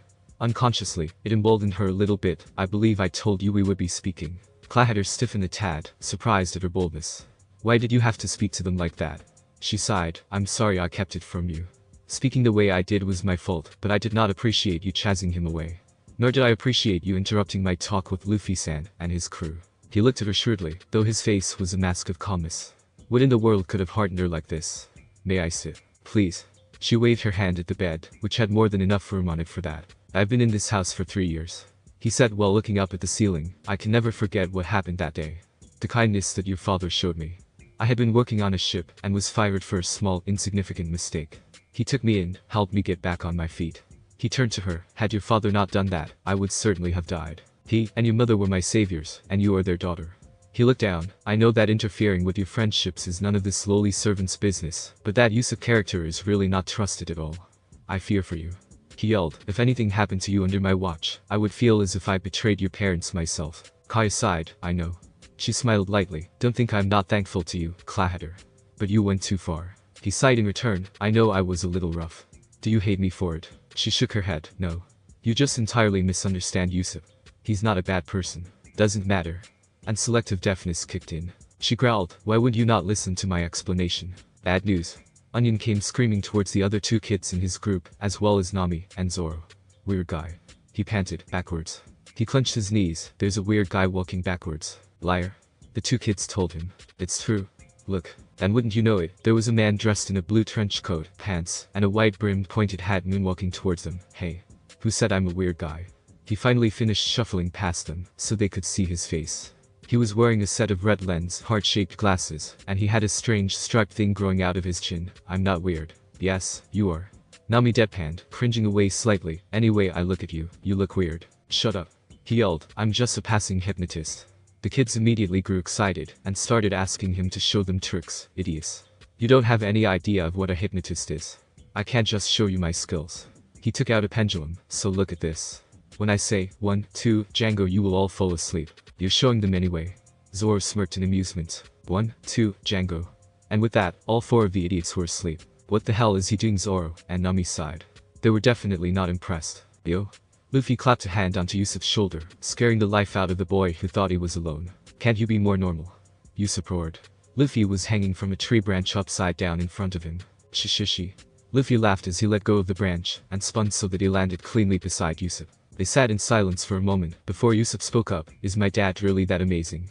He asked timidly. Of course, he is. Luffy looked and sounded affronted. I wouldn't lie about something like that. He chuckled. I once saw him shoot the wings off a fly from across town after bouncing it off 3 metal plates and 3 corners. Usopp's jaw dropped straight off of his skull. He never shut up about you either. I probably knew more about you than I did about him during the year they stayed. Shishishi. He grinned wide with his eyes closed. Usopp was practically crying. Thanks, Luffy. Luffy merely clapped his shoulder again. To tell you the truth, I am, and always will be proud of him, even if he left me for the sea. But that bastard Clahatter. He looked down on my pride. I know. Luffy huffed. That guy was a jerk. I wanted to pound him into the ground, but you gotta do it instead. He turned to the dark-skinned boy. You're going to give up on seeing Kaya? She looked incredibly sad when you left without a word. Of course, he wouldn't. He could never stay away from her. Dunno. He said callously. Maybe if that jackass apologizes and begs for me to come back, I will. Luffy smirked. They both knew that was a lie. Well, looks like you'll get your chance. Usopp's eyes popped out. Why is he here? The darker young man whisper screamed. Luffy and Usopp were up on the cliffs, looking down at the beachhead below. Clahatter had shown up, as had a really strange-looking guy with heart-shaped sunglasses. They quieted down to listen. Django. Clahatter sounded irritated. Didn't I tell you not to draw attention to yourself? Why did you fall asleep in the middle of the street? Django sounded indignant. How could I attract attention? It's not like I look weird or anything. Clahatter did not look impressed. Anyway, are you prepared? Why, of course. Django said. Everything is ready for Operation Assassinate the Ojisama. We can begin at any time. Up on the cliffs, Usopp's eyes popped out in horror, while Luffy merely had confirmation that there was an ass on this island that needed a good kicking. Assassinate is such an ugly word. Clahatter complained. Ah, right. Django snapped his fingers. Accident then. The Ojisama's accident. Isn't that right, Captain Kuro? Kuro's teeth ground inside his jaw. Captain Kuro. I believe I told you never to call me that again. I gave up that name 3 years ago. You are the captain now. Up on the bluffs, Usopp was working himself into a panic. Captain Kuro. Kuro of 1,000 plans. The Kuro of the Black Cat Pirates. That Kuro, but he had been executed 3 years ago. When Clahatter had shown up. I still remember that day. Django commented idly. It shocked me to the core. It did. You told us you were going to quit piracy, and made me captain. He walked away, both arms wide with his thumbs pointing down. Everyone thinks Captain Kuro was executed by the Marines, but you've really been hiding out in this quaint little village. He sat on a rock. You told us to come here in 3 years' time. He grinned. When I worked under you in the past, there were a lot of benefits. I get a good share, right? Of course. Kuro commented. If you succeed, you'll get an excellent reward. Good. Django said. You can leave the girl to me. At dawn, we'll charge in, and destroy the town, and kill the girl. Easy as that, and you'll be able to claim the inheritance. Killing her is not enough. Kuro said sharply. I sometimes wonder if your mother gave you a brain. He sounded extremely annoyed. I'm not of her blood. I cannot claim an inheritance like that. Not only must it look like an accident, but there is an extremely important step you must not forget. I have spent 3 years here building a reputation and gaining the trust of the people. Before you kill her, you need to hypnotize her. Hypnotize her, and force her to write my name on a will, leaving everything to me. He grinned evilly. That way I can claim her fortune. As soon as she writes that, no one will suspect me. Django scoffed. Just for this you became a butler for 3 years. I would have just robbed her. And that's why I was the captain, you bloody idiot. Kuro spat. If I had done that, I would still be an outlaw with the Marines chasing me. Like this, I can get all of her fortune, and not have those idiots of justice bothering me. He smirked, and tapped his head. Using my head is a much better way to settle things. Django chuckled, whatever. Just send the signal, and we'll be here. We've been anchored nearby for nearly a week. I can hardly hold them back. Man, that's a crappy plan you have. The plan wasn't the only crappy thing about the situation. The dumbfounded and horrified Usopp mused as Luffy stood up and declared his presence to the two evil men below. Both of the men snapped to attention. You. Kuro's eyes narrowed. And how crappy my plan is. His eyes narrowed, and Usopp Khan as well. Luffy smirked and crossed his arms. See, your whole crappy plan relies on getting through me. How troublesome. Django commented, and took a pendulum out of his pocket. Why don't you stare at this for me? On 1, 2, Django, you will fall asleep. Luffy stared at it in curiosity. 1, 2, Django. And Luffy was out like a light, a snot bubble inflated in front of his nose, and he keeled forward. Off he went, right down the side of the cliff. He crashed down behind some rocks. Instantly upon impact, his body reacted to the slight stirrings of pain, and transformed into plasma. His superheated body started boring a hole straight into the sand, melting it into glass. Because of the boulders that were randomly placed about, the two men didn't notice that Luffy definitely wasn't dead. Django fell asleep too, as Kuro caught him. Still have that stupid habit, huh? He deadpanned as he shook his former first mate awake. Usopp stared in shock as Luffy fell, but snapped his eyes away before the impact, and screamed at the two men, you killed him. Django slapped himself, damn, that was a mistake. I didn't mean to kill the dumb brat. He turned to Kuro. What about that one? Kuro smirked, don't worry about it. Even if he screams our plan to the town at the top of his lungs, not a single person would believe him. Usopp grit his teeth, I hate you. He roared before turning tail, and running the other way. As he passed the rest of Luffy's crew, and his own, he knew what he had to do. He ran past them without a word, and into the town proper. Pirates. He yelled at the top of his lungs, pirates are going to attack tomorrow. As he ran, he continued shouting. But no one so much as opened a door to yell at him. No, he sounded horrified. No, no. Please. Everyone.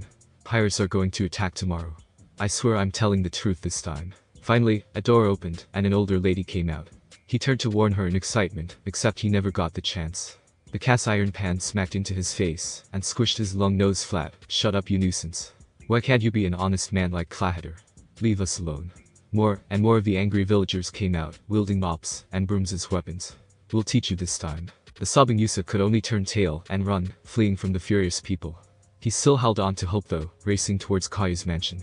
He easily squeezed in through his usual entrance, and hastily chucked a pebble at Kaya's window. Kaya. He screamed, getting the girl to open the windows with a bubbly, ecstatic smile on her face. Usopp. You came back. She beamed, before noticing his exhausted, fidgety state. Usopp, what's wrong? She asked in worry. Kaya, you're in grave danger.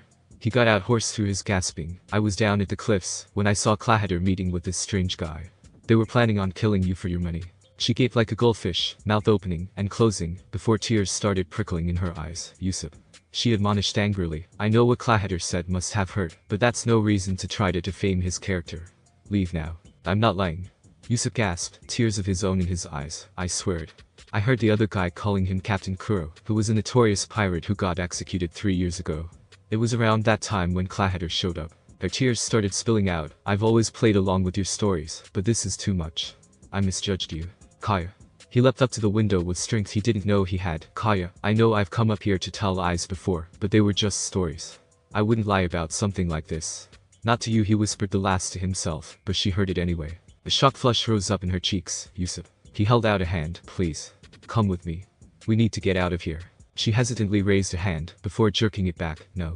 She shook her head, her tear droplets flying from her face. Leave now. I can't believe you would do this. You're a horrible person. She sobbed, her face scrunched up in pain. Usopp growled, before reaching out and grabbing her arm. You'll hate me, but at least you'll be safe. He tried pulling her towards him, and she slapped him in her anguish. Even as he jerked back, a new person came into the situation. Bang. Usopp let out a shocked gasp as blood flew from his shoulder. He fell back, and toppled out the window. Usopp. A horrified Kaya screamed as Mary, another of her guards, appeared underneath her window holding a pistol that he was aiming at the downed boy. No. Don't hurt him, Mary. A defeated, sobbing Usopp could only turn and run, disappearing from the estate, and leaving a weeping, overwhelmed girl behind. Usopp. What happened to you? Nami gasped as Usopp showed up, clutching at his arm. She immediately set about trying to dress his wound. Where's Luffy? Luckily, the kids were no longer around. They had all ran off somewhere. Usopp choked back a sob as she finished tying up a bandage. Luffy dead. Ow. He yelped as Nami nearly crushed his arm as she reflexively clenched her fists. Her eyes were shadowed. What was that? She asked dangerously. Zoro behind her was stone-faced. Usopp wrenched his good arm out of her grasp. I'm sorry, he choked out. We were near the cliffs. That bastard Clahatter showed up to meet with this weird guy in a purple jacket. He revealed that he was actually Captain Kuro of the Black Cat Pirates, and that his crew was going to attack the village tomorrow. When Luffy confronted him, the weird guy killed him. Nami's teeth ground in her mouth, and tears pricked in her eyes. Before she could get another word in, Zoro spoke up with an unnerving stare at Usopp. What happened exactly? Usopp's teeth chattered at the sheer feeling of death radiating from the green-haired man. The purple guy pulled out a pendulum. He hypnotized Luffy asleep, and he fell off the cliff right onto his head. There's no way he lived. Nami grabbed him by his collar. Take us there. Now. The terrified Usopp could only nod, and lead them away. Down there. Usopp yelled as he raced away. He fell right. What is that giant hole? Zoro leapt past him right off the cliffside to the ground below. Nami followed with only a moment's hesitation. While doing so, she futilely attempted a geppo without any knowledge of how to perform it, to no real success. She landed a little roughly, and winced. She got on her hands and knees, and peered down into the hole. It literally looked like someone had melted a vertical cave into the ground. Usopp had finally managed to climb down when they heard it. Both of the Straw Hats' faces were shadowed, and dead-looking as they listened to the sound. He's alive, Usopp shouted in utter disbelief, tongue long, and waving in front of him. Nami growled, Luffy. She screamed. A small pop was heard, and then some mumbling, get up here. They heard some scrambling, what am I doing in the hole? The sound blasted out of the hole, followed moments later by Luffy who landed next to them. When did Nami and Zoro get here? Nami was wearing a slasher smile, and it almost looked as if her eyes were blood red. Luffy turned to her, only to meet her fist once more. You idiot. Ow. His head bounced off the sand. What was that for? He yelled in irritation. She leaned down, and grabbed him by the nose, squeezing down, by both. He squeaked. You listen to me, mister. She said angrily. I'm not going to let the first pirate I've ever liked get himself killed because he was stupid. You let yourself get hypnotized, and almost broke your full neck when you fell off the cliff.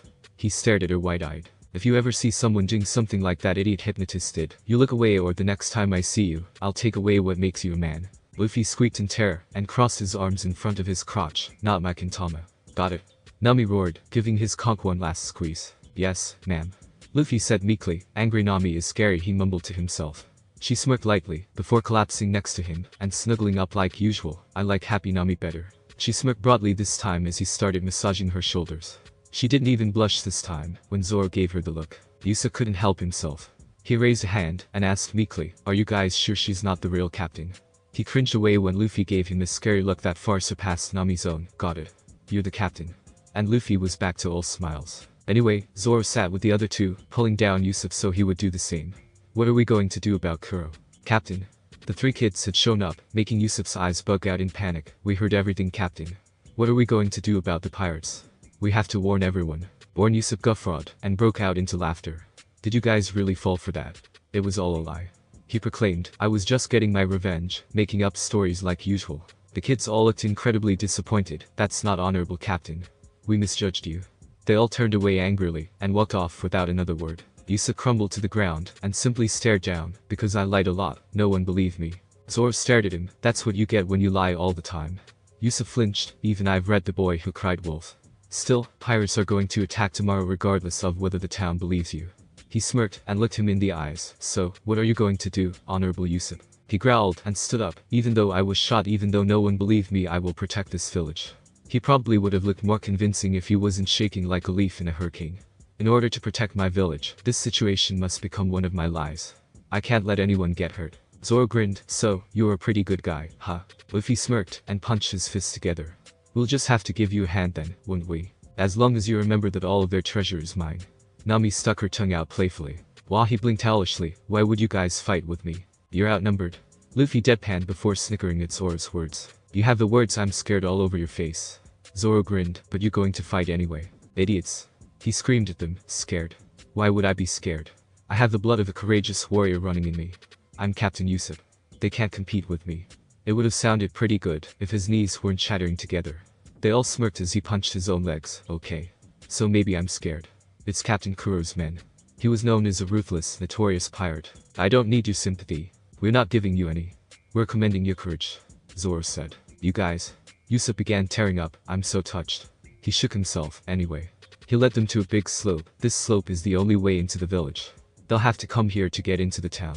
The rest are just cliffs, so as long as we guard this one place, everything should be fine. Luffy grinned, and punched his fists together. Easy. Not as easy as you think. Usopp countered. Anyway, what are you guys good at? Cutting. Zoro said. Vaporizing. Luffy smirked while pulling his hat over his eyes. Stealing. Nami chuckled. Usopp grinned and proclaimed his own strength. Hiding. You fighting too? The three Straw Hats all had shark teeth and white eyes as they screamed at the coward. See? This is the best way to fight them. The quartet had sprayed a massive amount of oil onto the slope.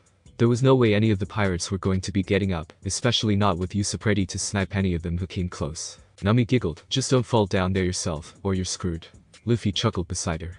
He had his foot in the oil himself, and was sliding it around. It's dawn, Zoro said, drawing their attention as they looked out onto the horizon. Suddenly, Nami stiffened. Her ears quivered. Dawn. She bit her lip, before turning to Usopp with an angry face. Oh Usopp, she sang, those Kuro Nico pirates are supposed to be attacking this bluff, right? She asked sweetly. Usopp blinked owlishly. They met here, and this is the entrance. It has to be here, right? She screeched, you idiot. You can't assume things like that. I can hear voices on the north side. The north? Usopp gasped, and jumped to his feet, holding his head with his hands. Oh no. He screeched, his eyes popping out. There's another port that hasn't been used in a decade over there. You idiot. Luffy yelled, and shot off like a rocket, disappearing in a blur of speed to where he thought north was. It wasn't. Oh no. Nami shrieked in horror. Our boat is over there. My treasure. She gasped. Crap. Nami. What are you doing? Zoro yelled in shock as the girl slipped and started sliding down the slope. Help. She yelled. I slipped. She caught onto Zoro's shirt and started pulling him along. Let go, you idiot. He roared back at her as he tried to keep from being toppled over. But she had gotten a grip and was able to pull herself up. She jumped over him, even as Zoro slid all the way down. Sorry Zoro. She yelled back as she charged up the slope. My treasure is in danger. You damn witch. He roared at her, retreating back. I'll kill her. He growled out as he pulled out his two crappier katana and started trying to scale the slippery slope. On the other side of the island, the roaring, cheering pirates were charging up the beachhead like a massive landing force. They reached the slope and started making their way up when half a dozen of them were flung backwards at speed. What? They all yelled in shock. There's someone at the top. One of them roared angrily. I'm Captain Usopp. Usopp yelled, I've made preparations for you all. If you don't want to die, retreat at once. He had his goggles over his eyes and was inwardly shivering. Where the hell is Luffy? Didn't he run off ahead of me? Django stepped up. You're the one who overheard our plan. What do you want? I want you all out of here. Usopp proclaimed, retreat if you value your lives. If you don't, my 100 million men will come and kill you all. What? 100 million? Django screeched in fear. Retreat. We can't win. He's lying, Captain. A nameless pirate's sword dropped. Ah. They saw through it. Usopp panicked momentarily. Do you think we're 2-year-olds? Another commented in bemusement. You bastard. How dare you lie to me? Django seethed, trying to hide his embarrassed flush over having fallen for that stupid trick. 100 million men. There were barely that many people in the entire blue. But news, Captain. Another fat pirate waddled up. That boat that was on the shore had a lot of treasure on board. There were at least 10 million Beely there. What? 10 million? Django yelled happily. 10 million? Why would they have so much? Usopp wondered, before doing what he did best. All of that is my treasure. If you all leave, I'll give it to you. Idiot. Django chided, we're pirates. We'll simply take the treasure anyway. Usopp gritted his teeth. Now look at this ring. When I say 1, 2, Django, you will let us pass. 1, 2, Jang. Damn you, Usopp. Nami roared angrily, smashing her staff harshly into the back of the liar's head. How dare you try to give away my treasure? She growled and pointed down at the pirates. You put all of that back where you found it, or I'll kill you. Ouch. Usopp cradled his dome with tears streaming down from his goggles. You hit me. She turned her angry shark teeth to him. You tried to give my treasure away. You're lucky I didn't break your nose. She rested the staff on her shoulder and looked away smugly. Besides, I just saved you. That idiot down there is a hypnotist. I thought you already knew that. She sighed. Where's Luffy? Wasn't he ahead of you? He just vanished. Usopp told her. I couldn't even see him move. That idiot. She mumbled. How could he go and get himself lost? Anyway. Usopp shook himself. Go get them, Nami. I'll cover you from up here. She growled. I'm not that good. Why should I go alone? Don't think that because I'm a man I'm any stronger than you. Look. I'm shaking in fear. The bewildered pirates watched as the two began bickering with growing sweet drops. They forgot about us. She huffed and steeled herself. Over the 3 days they had taken to sail to this island, she had gotten a lot more practice with Kamii. Hopefully it will be enough. Destroy the village. The pirates roared eagerly. Charge. And with that battle cry, they shot forward with weapons raised in sheer excitement. Usopp cringed back, but Nami had experience fighting mooks now. And there was no other description for these idiots except maybe cannon fodder. Usopp let out a shout of elation from behind her. Oh, I have these Makabishi. Nami grinned and grabbed a few and threw them together with Usopp. The horrific screeches from the pirates was like music to their ears. As soon as they hit the spiked field they slowed and panicked. They hopped around, first trying to avoid them, and then in pain as the metal pierced their thin sandals and into their feet. Blood squirted from the wounds, even as a few unfortunate ones lost their balance and fell over onto more of them. Fuck. One of them roared right before being hit square in the face by a speeding projectile and being flung backwards off the hill. How'd you like my Namaribashi? Yusa crowned in victory at his defeat of the single pirate. Here, have another one. More lead stars flew from his slingshot and beamed a couple more pirates directly between the eyes. Wow, you're a good shot, Nami said in surprise as she turned to him with a smile. Said surprise almost ended badly. Die. One of the pirates had somehow managed to escape their attention as well as their trap and had made it up the hill. He wielded a giant hammer and roared from behind her with it raised high. He brought it screaming down towards her head angrily. Kami! Nami squeaked as she danced around the massive hammerhead. A plume of smoke rose from the impact point and nearly blew her off her feet. She found her footing and swung her staff as hard as she could. She was rewarded with a loud crack and a thud as the pirate crashed to the ground and rolled back down the hill. She smirked and blew her bangs out of the way. She stepped forward into the next pirate's headlong charge and her staff snapped upwards. The tip caught the scumbag in the throat and almost knocked him out. She finished the job with a swing between his legs, but her continued successes had made her a bit cocky and she admired her work for a moment. Ow. She screamed in pain as she turned around and was forced to actually block a swipe of a pretty big sword with her staff. The impact knocked her off her feet and into the cliffside.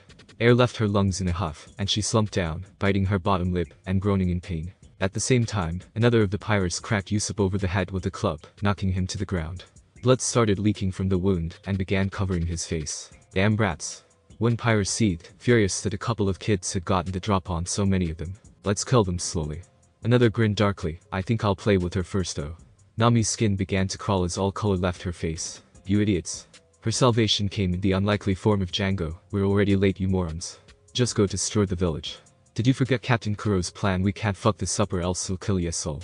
Django was almost spitting in panic. Do you get it, you morons? The pirates all stiffened before continuing their headlong charge up the slope to the village. Nu.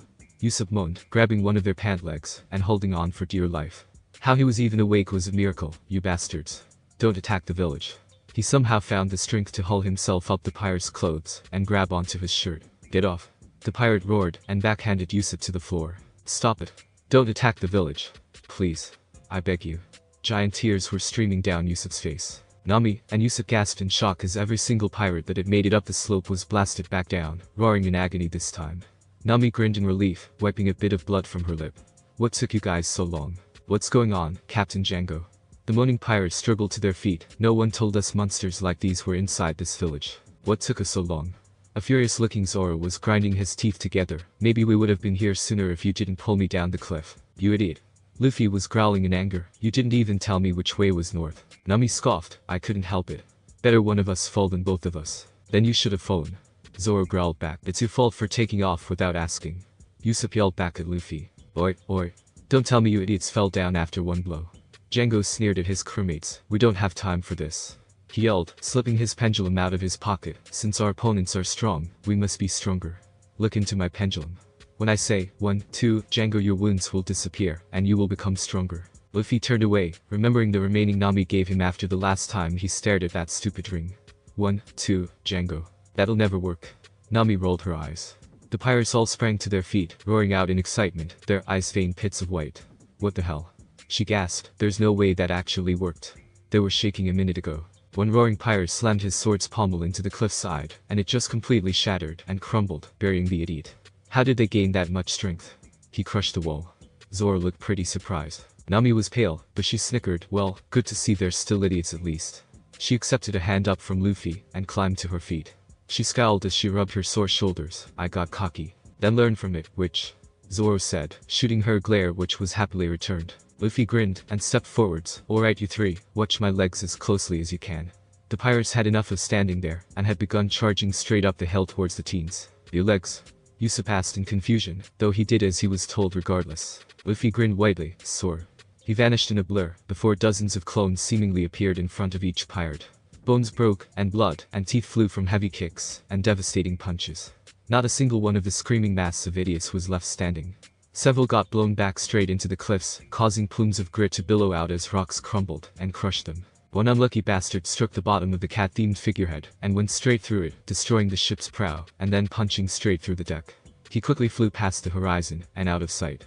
The now broken figure had crashed to the sand. Luffy reappeared exactly where he had been standing, with the few black cats left nearby crushed to the floor, their hypnosis dispelled. Shishishi. Nami had her eyes closed with a chagrined look on her face. I didn't see a thing. If anything, that only made him laugh harder. Zoro shook his head. I could only catch a blur. No details. Sorry, Luffy. I saw it. Usopp declared. Liar. All three of them chuckled at the sniper. No, I'm serious. I didn't see anything after, but on that first move you kicked the ground dozens of times. I couldn't even count them. Luffy's eyes sprang open, and he whirled around. Holy crap. You weren't kidding. He asked Usopp in astonishment. Usopp grinned and crossed his arms. Never underestimate Captain Usopp's eyes, he said proudly. Zoro and Nami's faces were burning in embarrassment. Shishishishi. Luffy laughed. Good job, Usopp. I want you as my sniper. Usopp's face lit up, but Luffy didn't let him get another word in. Usopp's right. Sora is about kicking the ground as many times as you can in the blink of an eye. Is that so? Zoro grinned. That sounds a little too easy. Speak for yourself. Usopp shouted as he pushed himself off the ground. He had given it a try, and had only succeeded in tripping over his own feet and squishing his nose when he landed in the dirt. Kicking the ground, huh? Nami mused. Well, I can certainly see how that would give you explosive speed. She steeled herself, and managed 6 kicks in the time it took Usopp to blink. Her form blurred forward, though she didn't disappear, before falling to her knees, and screaming, fuck. She clutched her thigh in pain. Holy crap, that's murder on your legs. She stood up, though she was noticeably shaky. Zoro snorted as Luffy put an arm around her, and helped her stay standing, then get stronger legs, which, fuck you too, Zoro. She screamed, her face looking demonic momentarily. She massaged the feeling back into her right leg, before giving a quick smile to Luffy, and standing on her own. Hey Bucci. A faint voice sounded from the destroyed ship. Come look. Our ship's head is gone. What? Wrecked? How did that happen? Another voice screamed back. Django's face lit up as a bead of sweat dripped down his face. Perfect. He grinned maliciously. We still have those two. I had forgotten. Calm down, Naiban brothers. All 4 teenagers stared at the newcomers with their eyes twitching horrifically. One of the two was an overweight man with a golden bell attached to his throat. He had 2 pointy teeth spread apart, a black hat shaped like a cat's ears, and a fluffy cape with alternating purple hues. The other was a skinny man with curly green hair, a hunchback, and cat ears sticking out of his hair. Additionally, his shorts rode so high you could see practically all of his pale, stick-like eyes. Was the general reaction of the Strowats and Usopp. Bucci, Sham. Django yelled. We couldn't get past the slope because these guys are blocking the way. Now go destroy them. He ordered happily. With this, they would definitely succeed. The two seized up, hackles raised. What? Bucci, how can we not beat these guys? Yeah? Bucci stammered. They look really strong. The defenders sweat dropped, looking at the cowards shying away from them. We're just the ship's guards. We don't fight like this. Sham had his hands raised apologetically. Bucci raised his own hands. Yeah, we don't want to participate in these kinds of battles. We don't have time for the morons.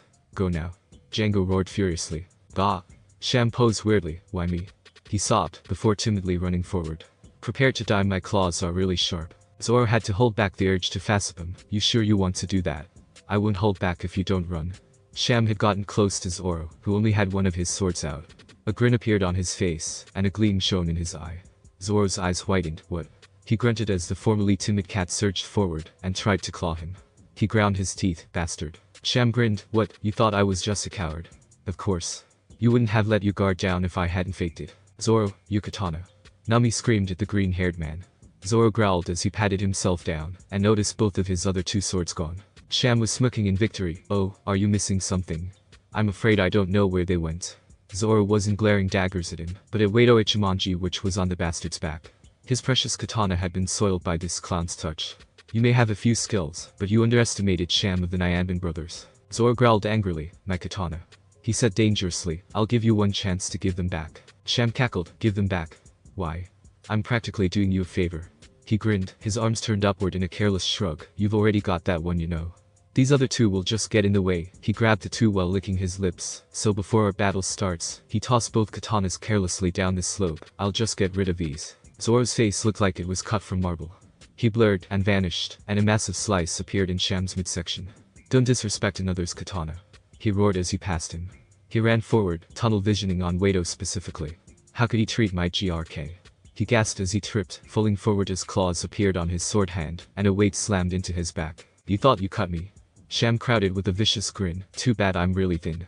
The rest of his shirt had been ripped off from where Zoro had cut him, and it revealed that his waist was actually thin to the point that it would have looked sickly if he didn't actually have some muscle.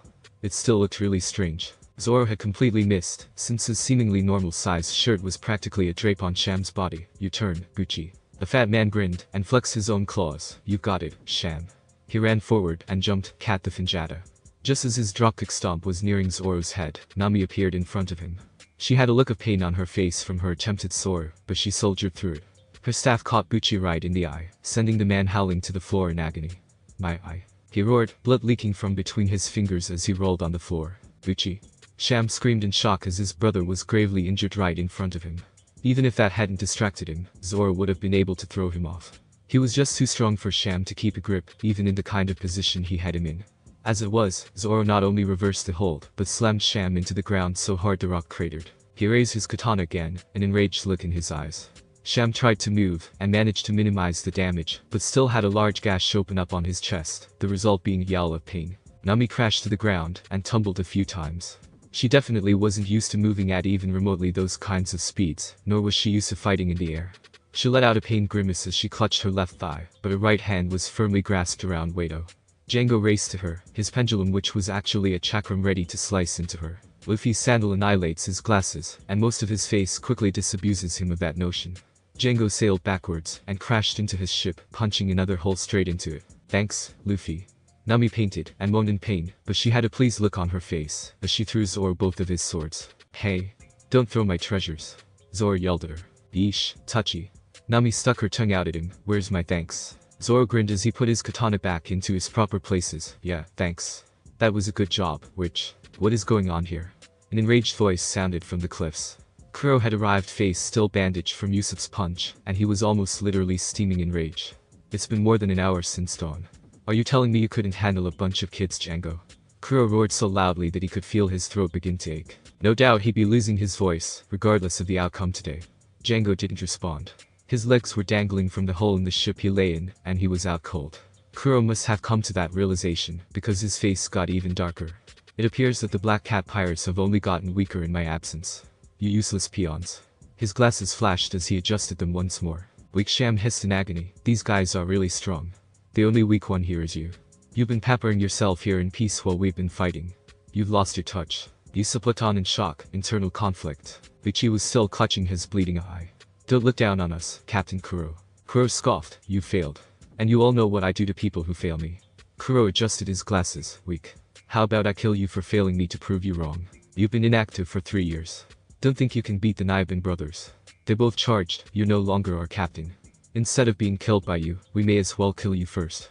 They slashed at Kuro, only for his empty bag to be diced into confetti. "Did you say you were going to kill?" Kuro's voice sounded from behind them. "Behind." Sham yelled, only to be cut down with his brother. Blood spurted from both of their backs as Kuro gouged them from behind. He was wearing a set of gloves with long blades attached to his fingers.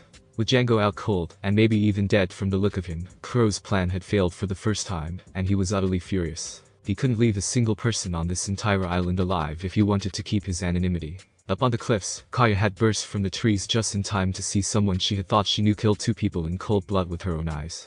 Her eyes watered as she fell to her knees, and choked back a sob. Yusuf and Nami's eyes whitened in shock, while Luffy and Zoro looked on in anger. "Hey," Luffy said, catching Kuro's attention. He walked forward, his eyes shadowed by his straw hat. "What do you think you're doing?" Kuro looked at him like he was a bug. "What am I doing? I thought that was quite clear." Luffy continued walking. "Aren't they your crew?" "Yours, Zoro," and Nami felt a chill go down their spines. This quite clearly would not end well for Kuro. "Nakama." Kuro scoffed. "Please, they're pawns at best. They should know better than to fail me." He pushed his glasses back into place, and with those ridiculous cat claws on his fingers, it immediately became obvious why he used his palm to adjust them. Even Kaya knew enough to realize that, and she knew practically nothing about fighting. Clatter. Kaya found her courage, and rose back to her feet. She needed to end this now. Stop it right now. "Ah." Kuro looked at her. "Kaya Ojisama. You shouldn't be out of bed." Kaya's face was scrunched up in sadness, and she glared at Kuro through her tears. "Mary told me everything." "I see." Kuro adjusted his glasses. With that information, there really was no need for him to pretend any longer. "Strange, I could have sworn I killed him." The words were like a punch to Kaya's gut, even though she was expecting them. "I'm so sorry, Yusuf." She fought to say through her sobs. "You tried to warn me." "Never mind that, Kaya." Yusuf screamed at her. "Why are you here? Didn't I tell you to run? How can I run when you're here risking your life for us?" Her head dipped. "For me, we treated you so badly." She bit her lip in anguish, before turning to Kuro. Clatter. "You want my money, right?" I'll let you have all of it. Just take it and go. Never come back. Oh, but that was never possible, Kaiōji-sama. Kuro adjusted his glasses. What? Kai gasped, her eyes going wide. It was not only your money I sought, but the tranquility of my soul. His eyes were hidden by the glinting of his glasses. What I sought was peace as well as riches. He smirked. I've spent the past 3 years ingratiating myself to this village. With your death, and with my name on your will, I stood to inherit it all, and I wouldn't have any of those just assiduous chasing me. They all think I'm dead, after all. He smirked as the flow of her tears increased, and she clapped a hand to her mouth. Kaya. Yusa pulled himself to his feet, only to be shocked at her next action. She pulled a pistol from her pocket, and aimed it straight at Kuro. Leave this village. Kuro's eyes glinted. Oh, it appears you've grown stronger if you're pointing that at me. He smirked, and adjusted his glasses. A lot has happened in the past 3 years. I wonder if you still remember all the boat rides and shopping trips we've had together. Every time your illness showed itself, I took care of you. Her eyes looked even glassier than they had when she was sobbing. 3 years that I've suffered taking care of a naive little girl like you. Me. A former pirate captain, pretending to be kind for a waif like you to like me. Throughout his rant, Kai regained the strength in her gaze, and she did something she never thought she would ever do. Kai pulled the trigger. Bang. Kuro had a comical look of shock on his face as he started falling, before disappearing. He appeared again in front of her, a small trail of blood leaking from his cheek, where the bullet had grazed him. He had a look of utter rage on his face as he raised his claws high. How dare you? I'll make sure you suffer before you die for that. Kaya backed away in panic as his hands swung downward. Kaya. Yusa howled, his slingshot stretching to the maximum before flinging a lead ball straight at Kuro's face. The man was forced to abort his attack on Kaya to dodge the excellently aimed shot. It would have caught him in the throat if he hadn't. Leave her alone. Yusuf-kun. Kuro said dangerously as he appeared in front of Yusuf, one hand pointed at the teen ready to skewer him. I still owe you for that punch. That hurts, you know. Then you're going to hate me. Luffy had taken just about all he was willing to take. Kuro's face exploded in agony as Luffy's fist burrowed itself into his injured cheek. Kuro shot backwards like a cannonball. He flew through the air before impacting the ground harshly. Cracks appeared in the rocks as his body impacted, and then he started gouging a trail through the sand as he tumbled and rolled. He finally slid to a stop and, with shaking arms, struggled to raise himself up. Twice he fell, so punch-drunk that he may as well have gone through an entire year's worth of alcohol. His vision was swimming, but he was able to make out one detail amidst the spinning and the quad vision he was experiencing. Luffy was stalking towards him with set shoulders. His fists were clenched tight by his side. Luffy's face was once again shadowed by his hat. Killing your own crew, playing with her feelings, running from the sea. You're just the kind of pirate that I hate. Luffy roared before another bone-breaking kick landed in Kuro's ribs. Yusuf was wide-eyed. Even he hadn't been able to see him move. 1 second he had been a dozen feet away, and the next Luffy's foot had been buried in his nemesis. A chill ran down his spine as he realized Luffy had purposefully slowed down to see if any of his crew could see his movements. Kuro had crashed into a rock and almost shattered it from the latest punch to his side. He writhed on the ground, clenching the wound as he struggled to stand. Blood dribbled from his lips as he fought his way to his knees. Why are you fighting? You're a stranger here. Why are you getting involved? He got up with sagging shoulders, his coiffed appearance utterly destroyed. Luffy smirked. I just can't help it, you know.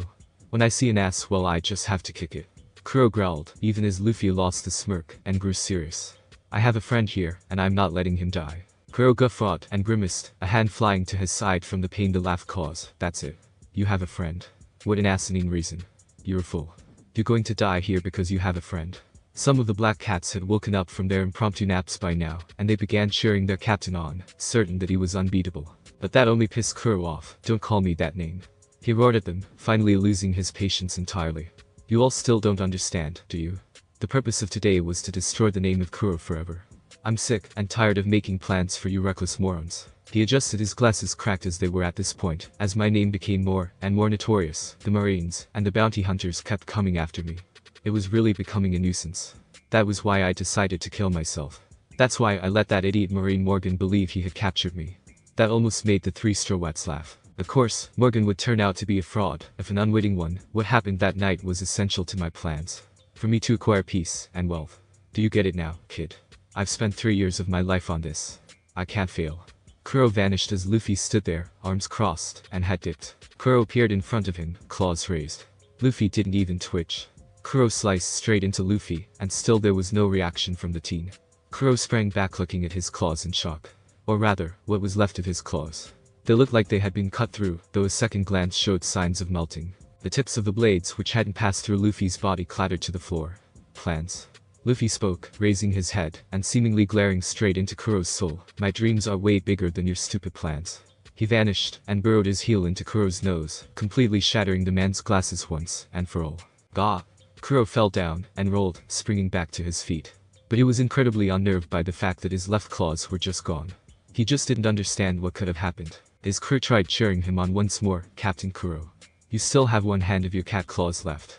You can do it. Hey, don't call him that. Isn't his name in the village Klahadude or something? Then we'll call him Klahasan. Go Klahasan. Kill him. Shut up. Kuro said quietly, his beady eyes staring straight at Luffy. His crew went quiet. After this is done, every single one of you will die. The eyes of everyone in the clearing widened in shock. Anyone who knows about me is a risk.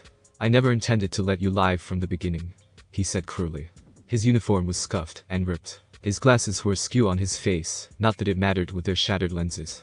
He was covered in dirt from his dress shoes to his hair. He looked at the picture of a full classy villain about to have a breakdown. Luffy started to chuckle, and seemingly relaxed. You pirates sure are a bunch of losers. Losers?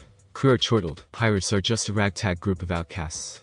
They would never get anywhere without my plans. Luffy snorted. You're never going to get anywhere even with your plans, so you're not much better off than they are. That seemed to piss Kuro right off. A little idiot brat like you would never understand. He yelled furiously. In a pirate fleet, the crew members are just pawns for the captain to use as he pleases. No matter what wall is in front of them, they have to follow my orders.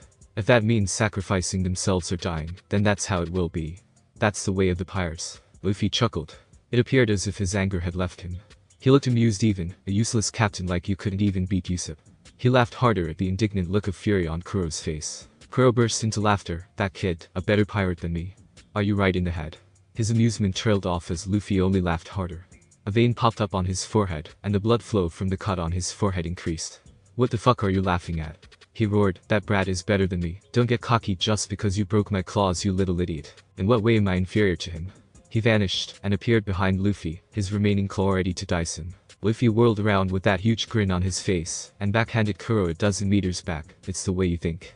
Luffy snickered. You have no idea what a real pirate is. He walked forward lazily. And you're a coward too. I hate people like you. His gaze was still sharp as Kuro struggled to his feet, despite his seeming amusement. The black cats were staring with dropped jaws. No way. He saw through Nuki Ashai. A coward? Kuro hissed dangerously. I'll show you a coward. He was hunched over, his blades splayed out as he started swinging back. And worth it, I'll show you what a real pirate is. He hissed, one who's been on the brink of death, and survived. The rest of the black cats seized up, and drew back in terror. No captain. We're in your range. Don't do it. Shikushi. Kuro roared before vanishing once again. Nami, who was now on the broken deck of the Black Cat's pirate ship holding a light bag of treasure, started as two of the enemy pirates split open in 4 different locations as Kuro passed by them. She had been using her excellent hearing to keep an eye on the battle, even as she collected the meager treasures of the enemies. Now, she watched, and strained her eyes, trying to see Kuro. And much to her rather morbid mixture of pleasure and disgust, she succeeded. Kuro was nowhere near as fast as Luffy was, even when he was purposefully being slow. She could see a black blur attacking everything that it came close to. The idiot can't see anything. She snickered in dark amusement as she came to that realization. Zoro was having an even easier time than Nami was. The blur he saw was much more defined, and he could even see the blades. He drew his swords with a roar of Toragari. Blood flashed through the air as Kuro dropped to the ground, and howled in agony. 2 deep slices had appeared on his chest, and were gushing blood. He turned his fall into a roll, and vanished once more. Another of his crew members was sliced open, and his blood landed on Luffy's cheek. Luffy's face was as thunderous as the blackest clouds. What the hell do you think your crew is? He vanished, and the next thing anyone else saw was his fist absolutely warping Kuro's face as if it was made of rubber. Luffy followed through with a hit, and slammed Kuro into the ground headfirst. He lifted his fist from Kuro's face, and drew back once more, before unloading another devastating punch. The rock they were standing on cratered once, twice, before exploding upward in a plume of dirt. The enemy pirates watched anxiously as the dirt fell, and waited for the plume of smoke to dissipate. When it did, a furious-looking Luffy stood there over a defeated Kuro. No way. He beat the captain. The black cats cried half in elation, and half in terror. Who the hell are you? Luffy snorted as he walked back towards his crew, Usopp and Kaya. My name is Monkey D. Luffy, and there's no way I'd lose to a coward who gave up his name, and ran from the sea. He turned to face them, his devil fruit making his eyes burn golden. The only time a pirate should ever give up his name is when he dies. He put his hat back on his head, and that massive grin split his face. You better remember that name. I'm the one who is going to become the Pirate King. The jaws of every enemy pirate there in Usopp and Kaya dropped to the floor. Nami came over with a smile, and hugged his side. His arm wrapped around her waist. Nice job, Luffy. Shishishi. He laughed cheerfully, before freezing, and going blank-faced. Slowly, a wide grin split his face. Hey Nami. She backed up, and looked at him curiously. What is it? None of us have a bounty yet, right? His grin was infectious as the light bulb pinched in Nami's mind. All three Straw Hats turned, and looked at Kuro's body with vicious smirks on their faces. During the battle, the three little kids had shown up, armed, and ready to fight. Instead, they watched in awe as Luffy effortlessly dispatched Kuro. Wow, so that's a real pirate. Their eyes were sparkling. Usopp, who was sitting by them with Kaya, began to sputter indignantly. Real pirate. Are you making fun of me? His eyes were bulging out, and he had sharp teeth. Kaya giggled. Usopp settled down, and looked at the sky before chuckling. The blood on his face had dried by now, but he still looked a little scary to the innocent in the vicinity.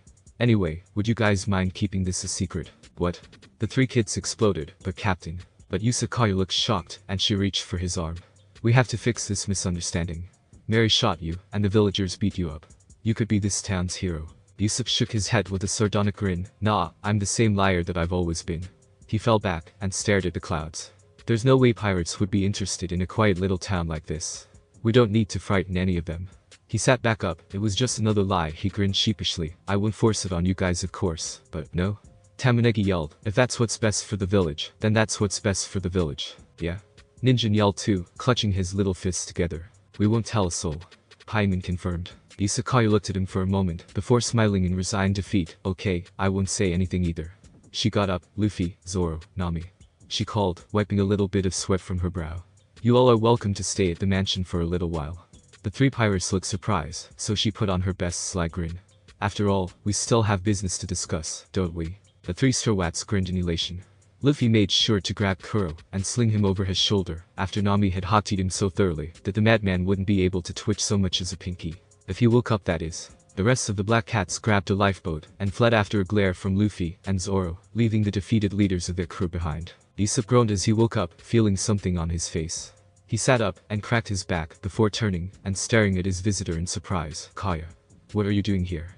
He paused, before stuttering. Not that I don't like seeing you. And it is your house. He started blubbering, and the girl in question giggled behind her hand. Oh, she smiled brilliantly at him. How are you feeling? That cut looked really bad. Usopp puffed out his chest with a smirk full of bravado. Oh, that was nothing. A small wound like that could never take down the mighty Captain Usopp. She giggled again, before staring at him with a sad smile. You're leaving with them, aren't you? Usopp's smile dropped, and he stared at her in shock. For a moment at least. He looked down with a sad smile of his own. You here to try to stop me? Her hand came to rest on his own, and unknown to him, she was blushing as brightly as she was. No. She said, I even considered joining you. His face snapped up in shock, and her finger rested on his lips, silencing him. Considered, and I'm sure Luffy wouldn't really mind. She sighed sadly, but even though I shot Kuro, I still don't like violence. Violence? Usopp blinked, reluctantly somewhat relieved. I thought that you would have been more worried about your health. Tears began streaming from her eyes. It's been a few days, she whispered. We were going through Kuro's things. She started to sob outright. With bravery he didn't know he had, Usopp scooped her into his arms, and held her tightly. Her arms wrapped around his neck, and he felt his shirt become wet with her tears. They stayed like that for a few minutes, before she raised her head again. We found that the spices he gave the cooks on their own were harmless, even tasty, but when he mixed them with the seasoning they turned into a weak poison. Usopp's heart was in his throat, and the blood was pounding in his ear. He almost got up, furious enough to go rip Kuro apart with his bare hands, but she held him down, likely knowing what he was thinking. And Usopp would never harm her, even in a rage like this. It was weak, all it really did was weaken our immune systems. She said, it didn't outright harm us at all, but it left us feeling weak and depressed. Even before he showed up, I got sick often, and no one suspected a thing. She sighed, her tears dried out. She had promised herself she wouldn't cry today, that she had cried herself out, but the thought of her parents dying to their illnesses, it was really too much, that bastard. Usopp growled hoarsely, I'll kill him. She shook her head. He's not worth dirtying your hands, Usopp. Promise me you'll leave it to the Marines. He'll see justice for what he did. Usopp wanted to lie, he really did, but he couldn't. Okay. Her head dropped into his neck, and she snuggled into him. Even though I want to go with you, even though I want to sail again to be with friends, I would probably just drag you all down. A single tear fell from her eyes, and landed on Usopp's hand. Kaya, I miss you so much. Usopp croaked. I will too. She pulled back, a very much not Kaya smile on her face. So I'll just have to make sure you never forget me, and that you know you can always come back. Her head descended, and Usopp's eyes went white in shock. Her lips felt heavenly, Usopp decided, feeling almost as if he was drunk with elation. He kissed the beautiful blonde back, and let himself fall back on the bed, dragging Kayu with him. It's a caravel. Nami clapped her hands happily. Luffy had this silly look of excitement on his face with his mouth wide open, and his eyes literally sparkling, while even Zoro was standing there, and smirking appreciatively. Kayu stood next to them, her hands clasped in front of her with a happy smile on her face. Luffy grinned at Zoro, told you we'd get a huge ship. Zoro snorted in response. Mary stood there in front of the ship. He was a vaguely goat-like man with a bandage covering his forehead. I've been waiting for you all. He said with a smile, thank you for all of your help. He gave them a quick bow before straightening. She's a bit of an older style, but she still sails like a dream. I designed her myself. He said cheerfully, she's called the Going Merry. The controls are in the back. Can we really have this? Luffy was looking at it in awe. Of course. Kayu giggled, I insist, actually. Mary had walked up to Luffy, so you're the one who beat those black cats, I thought you'd be bigger. He chuckled at Luffy's utter indifference to anything but the ship for the moment. Anyway, I will explain the steering system.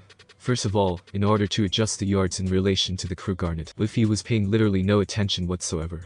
Nami's sweat dropped, you better tell me instead, Mary. I'm the crew's navigator. She giggled at Luffy's childlike excitement as he jumped up to the ship's deck and sat on the sheep's head figurehead. Kayu yelled up at him, I had it fully loaded. It's the least we could do for all your help. She accepted a hug from the hyperactive captain with a giggle after he jumped back down. Ah. They all twitched and looked up at the hill, where Usopp was hauling a massive backpack. He probably fit his house in that thing. Well, it would be more accurate to say the bag was hauling him. Someone stop me. He yelled hysterically as he rolled down the hill, getting burrowed into the dirt every time the bag rolled over him. Usopp. Kayu squeaked in shock. Hey, what's he doing? Luffy asked in befuddlement. Zoro scratched his ear. Well, whatever it is, we should probably stop him before he hits the ship. He got shoulder to shoulder with Luffy, and they both stuck their feet out. Usopp rolled into their feet, face first. Only his nose escaped punishment, sticking out between the two shoes. Thanks. Usopp croaked, before taking off his bag, and getting back to his feet. He brushed himself off, before looking at Kayu with a wide smile. I'm leaving Kayu, he said somewhat quietly. She closed her eyes, and smiled, I know. She opened them, and beamed at him. You'll just have to make sure to have plenty of stories for me when you return. They stared at each other, trying not to tear up. Ah, fuck it. Usopp mumbled, before jumping forward and scooping Kayu into his arms for one last kiss, which she happily returned. Everyone else stared at the scene with dropped jaws. Usopp. You cad. Unhand the Mary squeaked. We married. Kayu pulled back just long enough to mumble, before returning to their kiss. Zoro and Luffy snickered, didn't think he had it in him. The green-haired man mumbled. Nami grabbed both of their ears, and directed them to the Going Merry. Come on you two, leave the lovebirds alone. Her own face was a little red. Usopp finally pulled back, and they shared one last bittersweet smile. Get going, honorable Usopp. Kayu smiled bravely, trying to hold back tears. Usopp's own face mirrored hers. I'll make sure to bring back a bunch of stories for next time. He turned away resolutely, and marched away. He waved up at the three Strawats as he started packing his things into his own little dinghy. Well, have a safe voyage, guys. I'm sure we'll meet again someday. What are you talking about? Luffy frowned at Usopp. Sheesh, how cold. We're both going to be pirates, aren't we? We might meet again on the high seas. Zoro rolled his eyes. Just get on already, you moron. Ha. Usopp stood there, wide-eyed for whatever reason. It left most of them feeling a little confused. How in the world did he not see that coming? I told you I wanted you as my sniper, didn't I? Luffy snickered as he stared down at the stunned Usopp. You're already in a coma. Usopp stood there in shock, before breaking out into a wide grin. I'm the captain. Usopp cried as he leapt forward, almost forgetting his huge bag. Idiot. I'm the captain. On the Going Merry, the three companions clinked their glasses together, commemorating both their new ship and their newest crew member. As the ship sailed away, Kayu looked on, both in happiness and in sadness. She had found friends of her own, and was forced to give them up. It was such a bittersweet moment, but she would never regret it for a moment. She knew, it hurts to lie. She whispered, but Mary heard her all the same. Had they not kissed, he would have thought she was referring to Clahater. But after that scene, he knew better. You didn't want him to leave, did you? Her head dipped, either that or I wanted to sail with him. Mary sighed. I heard a story about Usopp. A single tear had to be wiped away from her eye. She just laughed, even in the pain she was in.